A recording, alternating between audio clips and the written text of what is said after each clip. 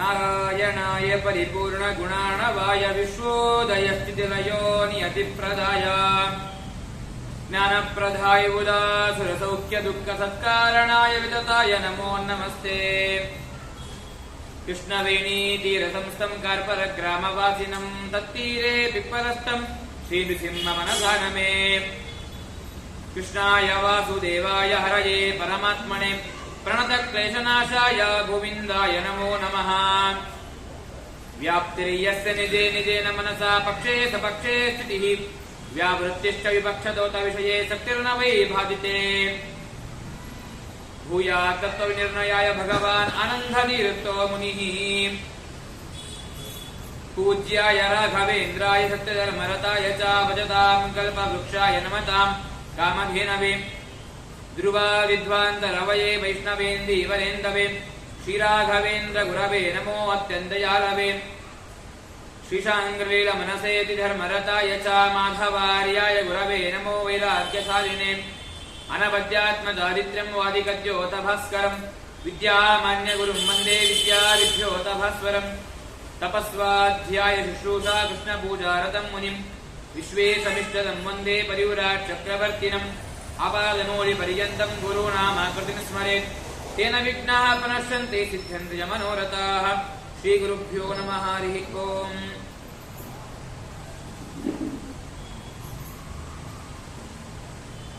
ನಿನ್ನೆಯ ದಿನ ಉಪನಿಷತ್ತು ಅಂತ ಹೇಳಿದ್ರೆ ಏನು, ಅದು ಯಾವ ರೀತಿಯಾಗಿ ನಮಗೆ ಸಿಕ್ಕಿದೆ, ಮತ್ತೆ ಯಾವ್ಯಾವ ವೇದದಲ್ಲಿ ಯಾವ ಯಾವ ಉಪನಿಷತ್ನಲ್ಲಿ ಯಾವ ಯಾವ ವೇದವನ್ನ ತಿಳಿಸಿದ್ದಾರೆ ಅನ್ನೋದನ್ನ ನೋಡಿದ್ವಿ. ಮತ್ತೆ ನಾವು ಉಪನಿಷತ್ತನ್ನ ಯಾಕೆ ಓದಬೇಕು, ಯಾಕೆ ತಿಳಿಬೇಕು, ಅದೇ ರೀತಿಯಾಗಿ ನಮ್ಮ ಜೀವನದಲ್ಲಿ ನಾವು ಯಾಕೆ ಅಳವಡಿಸಿಕೊಳ್ಬೇಕು ಅನ್ನೋದನ್ನ ನಿನ್ನೆ ದಿನ ನೋಡಿದ್ವಿ. ಇಷ್ಟು ಮಾತ್ರ ಅಲ್ಲ, ಕಾಟಕೋಪನಿಷತ್ತನ್ನ ಪ್ರಾರಂಭ ಮಾಡಿದ್ವಿ. ಅಲ್ಲಿ ಉದ್ಧಾಲಕ ಅಂತ ಹೇಳಿ ಒಬ್ಬ ಶ್ರೇಷ್ಠ ಜ್ಞಾನಿ ತನ್ನ ಸಾಕ್ಷಾತ್ ಮಗನಿಗೆ ಶಾಪವನ್ನು ಕೊಟ್ಬಿಟ್ಟ. ಏನು ಅಂತ ಹೇಳಿದ್ರೆ, ನೀನು ಸತ್ತು ಹೋಗುವಂತ ಶಾಪವನ್ನು ಕೊಟ್ಟ. ಯಾಕೆ ಅಂತ ಹೇಳಿ ಹಿಂದಿನ ದಿನದಲ್ಲಿ ನಾವೆಲ್ಲ ನೋಡಿದ್ವಿ. ಇಷ್ಟು ಆದ್ಮೇಲೆ ಆ ವ್ಯಕ್ತಿ, ಆ ನಚಿಕೇತ ಪುಟ್ಟ ಬಾಲಕ ಸಾವಿಗೆ ಅಂಜಲೇ ಇಲ್ಲ. ಯಾಕೆ ಅಂತ ಹೇಳಿದ್ರೆ, ನಾನೇನು ಒಬ್ಬನೇ ಅಲ್ಲ ಇದು ಸಾವು, ನನಗಿಂತ ಮುಂದೆ ಬಹುನಾಮೇಪಿ ಪ್ರಥಮಃ ಬಹುನಾಮೇಪಿ ಮಧ್ಯಮಃ, ನನ್ಗಿಂತ ಮೊದಲೇ ತುಂಬಾ ಜನರು ಸತ್ತೋಗ್ತಾ ಇದ್ದಾರೆ, ನನ್ನ ಆದ್ಮೇಲೆ ತುಂಬಾ ಜನರು ಸಾಯ್ತಾ ಇದ್ದಾರೆ, ಕ್ಷಣ ಕ್ಷಣಕ್ಕೂ ಕೂಡ ಸಾಯ್ತಾ ಇದ್ದಾರೆ. ಇದೇನು ಶರೀರ ಈ ಬಂದಿದ್ದಷ್ಟೇ, ಸಸ್ಯಮಿವ ಜಾಯತೆ ಪುನಃ ಅಂತ ಆ ನಚಿಕೇತನೇ ಹೇಳಿದ. ಯಾವ ರೀತಿಯಾಗಿ ಒಂದು ಸಸ್ಯ ಸತ್ತು ಹೋಗಿ ಮತ್ತೆ ಇನ್ನೊಂದು ಸ್ವರೂಪವನ್ನ ಪಡೆದುಕೊಳ್ಳುತ್ತೋ, ಅದೇ ರೀತಿಯಾಗಿ ನನ್ನ ದೇಹವೂ ಕೂಡ ಹೋಗಿ ಬೇರೆ ಯಾವುದೋ ಒಂದು ಸ್ವರೂಪ ಬರುತ್ತೆ ಅಂತ ಆ ನಚಿಕೇತ ಹೇಳ್ದ. ಇದನ್ನೇ ನಮಗೆ ದಾಸವರೇಣ್ಯರು ಕೂಡ ಒಂದು ಅವರ ಪದ್ಯದಲ್ಲಿ ತಿಳಿಸ್ತಾರೆ. ಏನು ಅಂತ ಹೇಳಿದ್ರೆ, ಡಿಂಬದಲ್ಲಿರುವ ಜೀವ ಕಂಬಸೂತ್ರ ಗೊಂಬೆಯಂತೆ, ಡಿಂಬದಲ್ಲಿರುವ ಜೀವ ಕಂಬಸೂತ್ರ ಗೊಂಬೆಯಂತೆ, ಎಂದಿಗಾದರೊಂದು ದಿನ ಸಾವು ತಪ್ಪದು, ಎಂದಿಗಾದರೊಂದು ದಿನ ಸಾವು ತಪ್ಪದು. ಈಗ ಹೇಳಿ ಮತ್ತೆ ಮುಂದಿನ ಅವರ ನುಡಿಗಳಲ್ಲಿ ಎಷ್ಟು ಅಂದ್ರೆ ಮೈ ರೋಮಾಂಚನವಾಗುವಷ್ಟು ತಿಳಿಸ್ತಾ ಇದ್ದಾರೆ. ಏನು ಅಂತ ಹೇಳಿದ್ರೆ, ಹುಟ್ಟುತ್ತೇನು ತರಲಿಲ್ಲ, ಸಾಯುತ್ತೇನು ಒಯ್ಯಲಿಲ್ಲ, ಹುಟ್ಟುತ್ತೇನು ತರಲಿಲ್ಲ, ಸಾಯುತ್ತೇನು ಒಯ್ಯಲಿಲ್ಲ, ಸುಟ್ಟು ಸುಟ್ಟು ಸುಣ್ಣದಗಳು ಆಯಿತಿ ದೇಹ, ಹೊಟ್ಟೆ ಬಲು ಕೆಟ್ಟದೆಂದು, ಹೊಟ್ಟೆ ಬಲು ಕೆಟ್ಟದೆಂದು, ಎಷ್ಟು ಕಷ್ಟ ಮಾಡಿದರು ಬಿಟ್ಟು ಹೋಗುವಾಗೇನು ಬಟ್ಟೆ ಕಾಣದು. ಅಂದ್ರೆ ಹುಟ್ಟುತ್ತೇನೋ ನಾವು ತರಲೇ ಇಲ್ಲ, ಮತ್ತೆ ಸಾಯ್ತಾನು ನಾವು ಹುಟ್ಟುತ್ತಾ ಹೇಗ್ ಬಂದ್ವೋ ಅದೇ ರೀತಿಯಾಗಿ ಸತ್ತ ಮೇಲೂ ಹಂಗೆ ಕಳಿಸ್ತಾರೆ. ಹೇಗಾದ್ವಿ ನಾವು, ನಮ್ಮ ದೇಹ ಹೇಗಾಯ್ತು ಅಂತ ಹೇಳಿದ್ರೆ, ಸುಟ್ಟು ಸುಟ್ಟು ಸುಣ್ಣಾದಗಳು ಆಯಿತಿ ದೇಹ, ಸುಟ್ಟು ಹೋಯ್ತು. ಇದು ನನ್ನವರ ಅಂತ ಬಂಧು ಜನರಿಗೆ ಗುರುತಿಸಲಿಕ್ಕೆ ಸಾಧ್ಯ ಇಲ್ಲ, ಹಾಗೆ ನನ್ನ ದೇಹ ಆಯಿತು. ಮತ್ತೆ ಹೊಟ್ಟೆ ಬಲು ಕೆಟ್ಟದೆಂದು ಎಷ್ಟು ಕಷ್ಟ ಮಾಡಿದರು ಅಂದ್ರೆ, ಹಸಿವಿಗೆ ನಾವು ಏನೇ ದುಡಿದ್ರು ಕೂಡ, ಪ್ರತಿನಿತ್ಯವೂ ಕೂಡ ನಾವು ಏನ್ ದುಡಿದ್ರು ಕೂಡ ನಮ್ಮ ಹಸಿವಿಗೆ ಅಷ್ಟೇ, ನಮ್ಮ ಹೊಟ್ಟೆಗೋಸ್ಕರ, ನಮ್ಮ ಮಕ್ಕಳ ಹೊಟ್ಟೆಗೋಸ್ಕರ ಅಷ್ಟೇ ನಾವು ದುಡಿಯೋದು. ದುಡಿದ್ರೂ ಕೂಡ ಬಿಟ್ಟು ಹೋಗುವಾಗ, ನಾವು ಈ ದೇಹವನ್ನ ಬಿಟ್ಟು ಹೋಗುವಾಗ ನಮಗೆ ಏನು ಏನು ಅಂತ ಹೇಳಿದ್ರೆ, ಗೇಣು ಬಟ್ಟೆ ಕಾಣೋದು. ಒಂದು ಗೇಣು ಬಟ್ಟೆನೂ ಕೂಡ ನಾವು ಕಾಣಲ್ಲ. ಆದ್ರಿಂದಾಗಿ ಈ ಸಾವು ಬಂದ್ರೂ ಕೂಡ ನನಗೆ ಏನು ಆಶ್ಚರ್ಯ ಇಲ್ಲ ಅಂತ ಹೇಳಿ ಆ ನಚಿಕೇತ ಹೇಳ್ದ. ಹೇಳಿದ ಮೇಲೆ ಆ ಯಮಲೋಕಕ್ಕೆ ಹೋದಾಗ ಯಮಲೋಕದಲ್ಲಿ 3 ದಿನ ಉಪವಾಸ ಇದ್ದ. 3 ದಿನ ಉಪವಾಸ ಇದ್ದಕ್ಕೆ ಅವನಿಗೆ ಆ ಯಮಧರ್ಮರಾಜ ಹೇಳ್ತಾನೆ, ನನ್ನ ಮನೆಯಲ್ಲಿ 3 ದಿನ ಉಪವಾಸ ಇದ್ದೀಯಾ, ಒಂದ್ ವೇಳೆ 1 ದಿನ ಉಪವಾಸ ಇದ್ರೆ ಏನೇನಾಯ್ತು ಅಂತ ನೀವು ನೋಡಿದ್ವಿ. ಆಶಾ ಪ್ರತೀಕ್ಷೆ ಸಂಗತಂ ಸುನೃತಾಂಚ ಇಷ್ಟಾಪೂರ್ತೆ ಪುತ್ರ ಪಶುಂ ಸರ್ವಾನ್ ಏತದ್ರುಂತೆ ಪುರುಷಸ್ಯಾಲ್ಪಮೇಧಸೋ ಯಸ್ಯ ಅನಷ್ಟನ್ ವಸತಿ ಬ್ರಾಹ್ಮಣೆ ಗೃಹೆ. ಒಬ್ಬ ಬ್ರಾಹ್ಮಣ ಮನೆಯಲ್ಲಿ 1 ದಿನ ಉಪವಾಸ ಒಬ್ಬ ಬ್ರಾಹ್ಮಣ ಇದ್ದ ಅಂತ ಆದ್ರೆ ಇಷ್ಟೆಲ್ಲ ಕಳ್ಕೊಳ್ತೇವೆ ಅಂತ ಹೇಳಿ ಹಿಂದಿನ ದಿನ ನೋಡಿದ್ವಿ. ಅದರಿಂದಾಗಿ ನನಗೆ ಅವೆಲ್ಲವೂ ಕೂಡ ಕಳ್ಕೊಳ್ಳಿಕ್ಕೆ ಇಚ್ಛೆ ಇಲ್ಲ.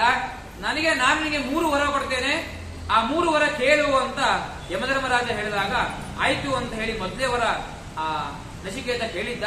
ಆ ಮೊದಲೇ ವರವನ್ನ ಹಿಂದಿನ ದಿನದಲ್ಲಿ ನೋಡಿದ್ವಿ. 2ನೇ ವರವನ್ನ ಕೇಳಿದ್ದಾನೆ.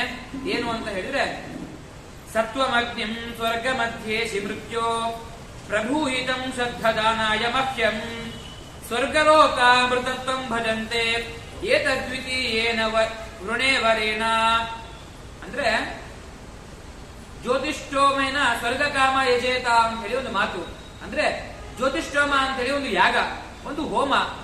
ಆ ಹೋಮವನ್ನ ಯಾರು ಮಾಡ್ತಾರೋ ಅವರಿಗೆ ಸ್ವರ್ಗ ನಿಶ್ಚಿತವಾಗ್ಲೂ ಕೂಡ ಸಿಗುತ್ತೆ ಅಂತ ಒಂದು ಮಾತು. ಅಂತಹ ಜ್ಯೋತಿಷ್ಠೋಮ ಹೋಮವನ್ನ ಮಾಡುವಾಗ ಆ ಹೋಮದಲ್ಲಿ ಆ ಯಾಗದಲ್ಲಿ ನಾವು ಅಗ್ನಿಯನ್ನ ಪೂಜೆ ಮಾಡ್ತೇವಲ್ವಾ, ಆ ಅಗ್ನಿಗೆ ಆಹುತಿಯನ್ನು ಕೊಡ್ತೇವೆ. ಆ ಅಗ್ನಿ ಯಾರು? ಅಲ್ಲಿರುವನು ಪರಮಾತ್ಮ, ಅವನ ಬಗ್ಗೆ ನಂಗೆ ತಿಳಿಸು ಅಂತ 2ನೇ ವರವನ್ನ ಕೇಳ್ತಾ ಇದ್ದಾನೆ. ಯಾಕೆ? ಕೇವಲ ಅವನು ಸ್ವಾರ್ಥಕ್ಕೆ ಕೇಳಿಲ್ಲ ಇದನ್ನ. ಯಾರ್ಯಾರು ಮೋಕ್ಷ, ಯಾರ್ಯಾರಿಗೆ ಮೋಕ್ಷ ಬೇಕೋ, ಯಾರ್ಯಾರಿಗೆ ಸ್ವರ್ಗ ಬೇಕೋ, ಯಾರ್ಯಾರಿಗೆ ದೇವಲೋಕ ಬೇಕೋ ಅಂಥವರಿಗೆ ಉಪಯೋಗ ಆಗ್ಲಿ ಅಂತ ಹೇಳಿ ಜ್ಯೋತಿಷ್ಠೋಮ ಯಾಗವನ್ನು ಮಾಡುವಾಗ ಆ ಯಾಗ, ಆ ಅಗ್ನಿಯಲ್ಲಿ ಯಾರು ಪೂಜೆ ಮಾಡಬೇಕು, ಆ ಅಗ್ನಿಯಲ್ಲಿರುವಂತಹ ಪರಮಾತ್ಮ ಯಾರು ಅಂತ ಆ ನಚಿಕೇತ ಕೇಳಿದಾಗ ಯಮಧರ್ಮರಾಜ ಉತ್ತರವನ್ನು ಕೊಡ್ತಾ ಇದ್ದಾನೆ. ಏನು ಅಂತ ಹೇಳಿದ್ರೆ, ಅಗ್ನಿ ಅಂತ ಹೇಳಿದ್ರೆ ಮೊದಲು ತಿಳ್ಕೊಳ್ಬೇಕು. ಅಗ್ನಿ ಅಂತ ಹೇಳಿದ್ರೆ ಏನು ಅಂತ ಹೇಳಿದ್ರೆ, ಅಗ್ನಿ ಅಂತ ಯಾಕೆ ಹೆಸರು ಅಂತ ಹೇಳಿದ್ರೆ, ಎಲ್ಲರಿಗಿಂತ ಎತ್ತರ ಸ್ಥಾನದಲ್ಲಿ ಇರುವವನು, ಎಲ್ಲರಿಗಿಂತಲೂ ಎತ್ತರ ಸ್ಥಾನದಲ್ಲಿ ಇರುವವನು ಯಾರು? ಪರಮಾತ್ಮ. ಆ ಜ್ಯೋತಿಷ್ಠೋಮ ಯಾಗದಲ್ಲಿ ಬರುವಂತಹ ಅಗ್ನಿ ಅವನು ಕೇವಲ ಅಗ್ನಿದೇವ ಅಲ್ಲ, ಅದು ಯಾರು ಅಂತ ಹೇಳಿದ್ರೆ ಅಗ್ನಿನಾಮಕ ಪರಮಾತ್ಮನೇ ಅವನು. ಯಾಕೆ ಅಂತಂದ್ರೆ ಅಗ್ನಿ ಎಂಬ ಶಬ್ದಕ್ಕೆ ಅರ್ಥ ಸಂಸ್ಕೃತದಲ್ಲಿ ಎಲ್ಲರಿಗಿಂತ ಶ್ರೇಷ್ಠನಾದವನು, ಅಗ್ರಸ್ಥಾನದಲ್ಲಿರುವವನು. ಎಲ್ಲರಿಗಿಂತಲೂ ಕೂಡ ಅಗ್ರಸ್ಥಾನ ಅದು ಪರಮಾತ್ಮ ಮಾತ್ರ ಸಾಧ್ಯ, ಅವನು ಬಿಟ್ಟು ಮತ್ತೆ ಯಾರೂ ಅಲ್ಲ.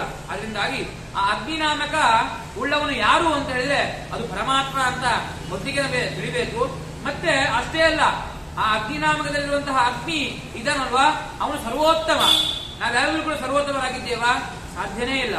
ಅದು ಯಾರು ಅಂತ ಹೇಳಿದ್ರೆ ಸರ್ವೋತ್ತಮ, ಮತ್ತೆ ಎಲ್ಲರಿಗಿಂತ ಶ್ರೇಷ್ಠನಾದವನು, ಅಗ್ರಸ್ಥಾನ ಉಳ್ಳವನು, ಅವನು ಪರಮಾತ್ಮ, ಅಗ್ನಿನಾಮಕ ಪರಮಾತ್ಮ ಅಂತ ಹೇಳಿ ವರವನ್ನ, ಆ 2ನೇ ವರವನ್ನ ಅವನು ಹೇಳ್ತಾ ಇದ್ದಾನೆ. ಅಷ್ಟೇ ಅಲ್ಲ, ಆ ಯಮಧರ್ಮರಾಜ ತನ್ನ ಮಾತನ್ನ ಮುಂದುವರಿಸ್ತಾ ಇದ್ದಾನೆ. ಪ್ರತೇ ಬ್ರವೀಮಿ ತದು ಮೇ ನಿಬೋಧ ಸ್ವರ್ಗ್ಯಮಗ್ನಿಂ ನಚಿಕೇತ ಪ್ರಜಾನನ್ ಅನಂತ ಲೋಕಾಪ್ತಿಮತೋ ಪ್ರತಿಷ್ಠಾಂ ವಿದ್ಯುತ್ವಮೇತಂ ನಿಹಿತಾಂ ಗುಹಾಯಾಂ. ಆಯ್ತು, ಆ ಅಗ್ನಿನಾಮಕ ಪರಮಾತ್ಮ ಅಂತ ಹೇಳಿದಿ, ಅದು ಪರಮಾತ್ಮ ಅಂತ ಹೇಳಿದಿ. ಆ ಪರಮಾತ್ಮ ಎಲ್ಲೆಲ್ಲಿ ಇದ್ದಾನೆ ಅನ್ನೋದನ್ನ ಆ ಯಮಧರ್ಮರಾಜ ತಿಳಿಸ್ತಾ ಇದ್ದಾನೆ. ಎಲ್ಲಿ ಅಂತ ಹೇಳಿದ್ರೆ ಇಡೀ ಲೋಕದಲ್ಲಿ, ಇಡೀ ಲೋಕ ಇದೆ ಅಲ್ವಾ, ಇಡೀ ಲೋಕದಲ್ಲಿ ಅವನು ಇದ್ದಾನೆ. ಇಡೀ ಲೋಕದಲ್ಲಿ ಅಷ್ಟೇ ಅಲ್ಲ, ಅನಂತ ಲೋಕಾಪ್ತಿ ಮತೋ ಪ್ರತಿಷ್ಠಾ ವಿದ್ಯುತ್ವಮೇತಂ ನಿಹಿತಾಂ ಗುಹಾಯಂ.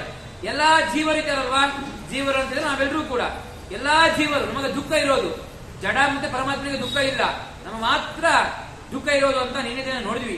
ಅಂತಹ ಜೀವರ ಹೃದಯ ಗುಹೆಯಲ್ಲಿ ಆ ಪರಮಾತ್ಮ ನೆಲೆಸಿದ್ದಾನೆ. ಆ ಪರಮಾತ್ಮನೇ ಈ ಅಗ್ನಿನಾಮಕ ಪರಮಾತ್ಮ ಅಂತ ಹೇಳಿ ಆ ಯಮಧರ್ಮರಾಜ ತಿಳಿಸಿದ. ಇಷ್ಟೇ ತಿಳಿಸಲಿಲ್ಲ, ಜ್ಯೋತಿಷ್ಠೋಮ ಯಾಗ ಮಾಡಬೇಕು. ಆ ಯಾಗವನ್ನ ಮಾಡಬೇಕಾದ್ರೆ ಆ ಅಗ್ನಿಯಲ್ಲಿ ಪೂಜೆಯನ್ನ ಮಾಡಬೇಕು, ಆಹುತಿ ಕೊಡಬೇಕು. ಅದು ಯಾರಿಗೆ? ಅಗ್ನಿಯಲ್ಲಿರುವಂತಹ ಅಗ್ನಿ ಯಾರು ಅಂತ ಹೇಳಿದಾಗ ಪರಮಾತ್ಮ ಅಂತ ಹೇಳಿದ. ಆ ಹೋಮವನ್ನ ಮಾಡಬೇಕು ಅಂತ ಹೇಳಿದ್ರೆ ಒಂದು ಕುಂಡ ಬೇಕಲ್ಲ ನಮಗೆ, ಕುಂಡವನ್ನು ಕೂಡ ನಾವು ಮಾಡಬೇಕು. ಆ ಕುಂಡವನ್ನು ಯಾವ ರೀತಿಯಾಗಿ ಮಾಡಬೇಕು ಅಂತ ಆ ಪರಮಾತ್ಮ ತಿಳಿಸ್ತಾ ಇದ್ದಾನೆ. ಲೋಕಾದಿಮಗ್ನಿಂ ತಮುವಾಚ ತಸ್ಮೈ ಯಾ ಇಷ್ಟಕ ಯಾವತೀರ್ವಾಯ ತಾವಾ ಸಚಾಪಿ ತತ್ಪ್ರತ್ಯವತದ್ಯತೋಕ್ತಂ ಅಥಾಸ ಮೃತ್ಯು ಪುನರಾಹ ದುಷ್ಟಃ. ಆಯ್ತು, ಅಗ್ನಿಯಲ್ಲಿ ಪೂಜೆ ಮಾಡಬೇಕು, ಆಹುತಿ ಕೊಡಬೇಕು ಅಂತ ಹೇಳಿದ್ರಿ. ಈಗ ಕುಂಡ ಹಾಕ್ಬೇಕಲ್ವಾ, ಆ ಕುಂಡ ಏನು ಅಂತ ಹೇಳಿದ್ರೆ ಅದನ್ನೇ ತಿಳಿಸ್ತಾ ಇದ್ದಾರೆ. ಯಾ ಇಷ್ಟಿಕ ಯಾವ ತೀರ್ಯ ಯಥಾವ.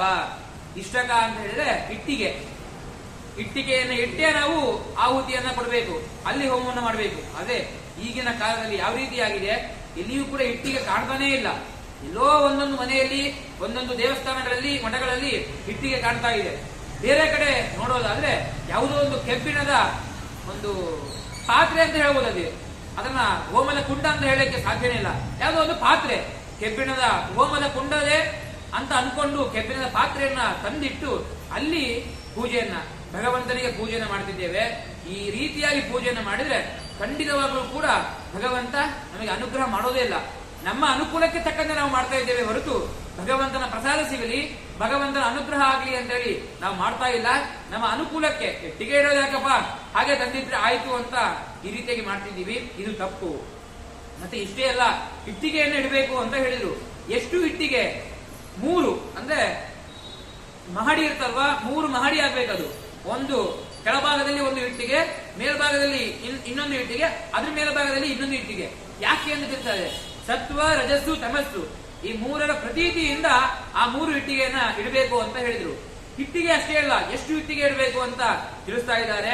360 ಇಟ್ಟಿಗೆಗಳನ್ನ ಇಟ್ಟು ಅಲ್ಲಿ ಪೂಜೆಯನ್ನ ಮಾಡಬೇಕು, ಅಗ್ನಿದೇವರಿಗೆ ಆಹುತಿಯನ್ನು ಕೊಡಬೇಕು. ಈಗಿನ ಕಾಲದಲ್ಲಿ 360 ಇಟ್ಟಿಗೆ ಖಂಡಿತವಾಗ್ಲೂ ಇಡ್ಲಿಕ್ಕೆ ಶಕ್ಯ ಇಲ್ಲ. ಯಾಕೆ ಅಂದರೆ ನಾವು ಇಟ್ಟಿಗೆ ಇನ್ನ ಮನೆಯನ್ನ ಕಟ್ತಿರ್ಬೇಕಾದ್ರೆ ಯೋಚನೆ ಮಾಡುವಂತಹ ಒಂದು ಕಾಲ ಬಂದಿದೆ. ಅಯ್ಯೋ, ಒಂದು ಮಹಡಿ ಮೇಲೆ ಆದ್ರೆ ಇಟ್ಟಿಗೆ ಜಾಸ್ತಿ ಬೇಕು ಅಂತ ಯೋಚನೆ ಮಾಡೋದ್ರಲ್ಲಿ ಹೋಮಕ್ಕೆ 360 ಇಟ್ಟಿಗೆ ತರೋದೆಲ್ಲಿ ಅಂತ ಯೋಚನೆ ಮಾಡುವಂತಹ ಕಾಲ ನಮಗೆ ಬಂದಿದೆ. ಅದರಿಂದಾಗಿ 360 ಇಟ್ಟಿಗೆಗಳನ್ನೇ ಇಟ್ಟು 3 ಒಂದರ ಮೇಲೆ ಒಂದೊಂದು ಇಟ್ಟು ಅಲ್ಲಿ ನಾವು ಆಹುತಿಯನ್ನ ಕೊಡಬೇಕು ಅಂತ ಆ ಯಮಧರ್ಮರಾಜ ನಚಿಕೇತನಿಗೆ ಹೇಳ್ತಾ ಇದ್ದಾನೆ. ಕೇವಲ ನಚಿಕೇತನಿಗೆ ಮಾತ್ರ ಹೇಳ್ತಾ ಇಲ್ಲ, ನಮಗೆಲ್ರಿಗೂ ಕೂಡ ಆ ನಚಿಕೇತನ ಮುಖಾಂತರ ನಮಗೆಲ್ರಿಗೂ ಕೂಡ ಆ ಭಗವಂತ ತಿಳಿಸ್ತಾ ಇದ್ದಾನೆ. ಇಷ್ಟು ಹೇಳಿ ನಂತರದಲ್ಲಿ ಗುರು ಶಿಷ್ಯರು ಯಾವ ರೀತಿಯಾಗಿರ್ಬೇಕು ಅನ್ನೋದನ್ನ ಈ ಉಪನಿಷತ್ತು ನಮಗೆ ತೋರಿಸ್ತಾ ಇದೆ. ಯಾವ ರೀತಿಯಾಗಿ ಅಂತ ಹೇಳಿದ್ರೆ, ಈಗ ಗುರು ಇವತ್ತಿನ ದಿನ ತನ್ನ ಶಿಷ್ಯರಿಗೆ ಪಾಠವನ್ನ ಮಾಡಿದ್ರೆ ಮಾರನೇ ದಿನ ಆ ಶಿಷ್ಯರೆಲ್ಲರೂ ಬಂದು ಆ ಪಾಠವನ್ನು ಒಪ್ಪಿಸುವಂತಹ ಕಾಲ ಹಿಂದಿನ ಕಾಲದಲ್ಲಿ ಇತ್ತು, ಗುರುಕುಲ ಪದ್ಧತಿಯಲ್ಲಿ ಇತ್ತು. ಇವತ್ತು ಪಾಠ ಮಾಡಿದ್ದನ್ನ ಮಾರನೇ ದಿನ ಶಿಷ್ಯರು ಒಪ್ಪಿಸಿದ್ರೆ ಮಾತ್ರ ಮುಂದಿನ ಪಾಠಕ್ಕೆ ಹೋಗೋದು ಅಂತ ಹಿಂದೆ. ಆದ್ರೆ ಈಗಿನ ಕಾಲದಲ್ಲಿ ಇಲ್ವೇ ಇಲ್ಲ. ಇವತ್ತು ಪಾಠ ಮಾಡಿದ್ವಿ, ಹುಡುಗರು ಓದಿದ್ರು ಅಥವಾ ಒಪ್ಪಿಸಿದ್ರು, ಇಲ್ವೇ ಇಲ್ಲ. ಹಾಗೆ ಅವ್ರಿಗೆ ಅರ್ಥ ಆಯ್ತೋ ಅದು ಕೂಡ ಯೋಚನೆ ಮಾಡೋದಿಲ್ಲ. ಸಿಲೆಬಸ್ ಮುಗಿಬೇಕು ಅಂತ ಹೇಳಿ ಮುಂದೆ ಮುಂದೆ ಮುಂದೆ ಮಾಡ್ತಾ ಹೋಗ್ತಿದ್ದೇವೆ. ಆದ್ರೆ ಈ ರೀತಿಯಾಗಿ ಈ ಅಗ್ನಿನಾಮಕ ಪರಮಾತ್ಮ ಯಾರು ಅಂತ ಹೇಳಿದ್ರೆ ಪರಮಾತ್ಮನೇ, ಭಗವಂತನೇ, ವಿಷ್ಣುನೇ.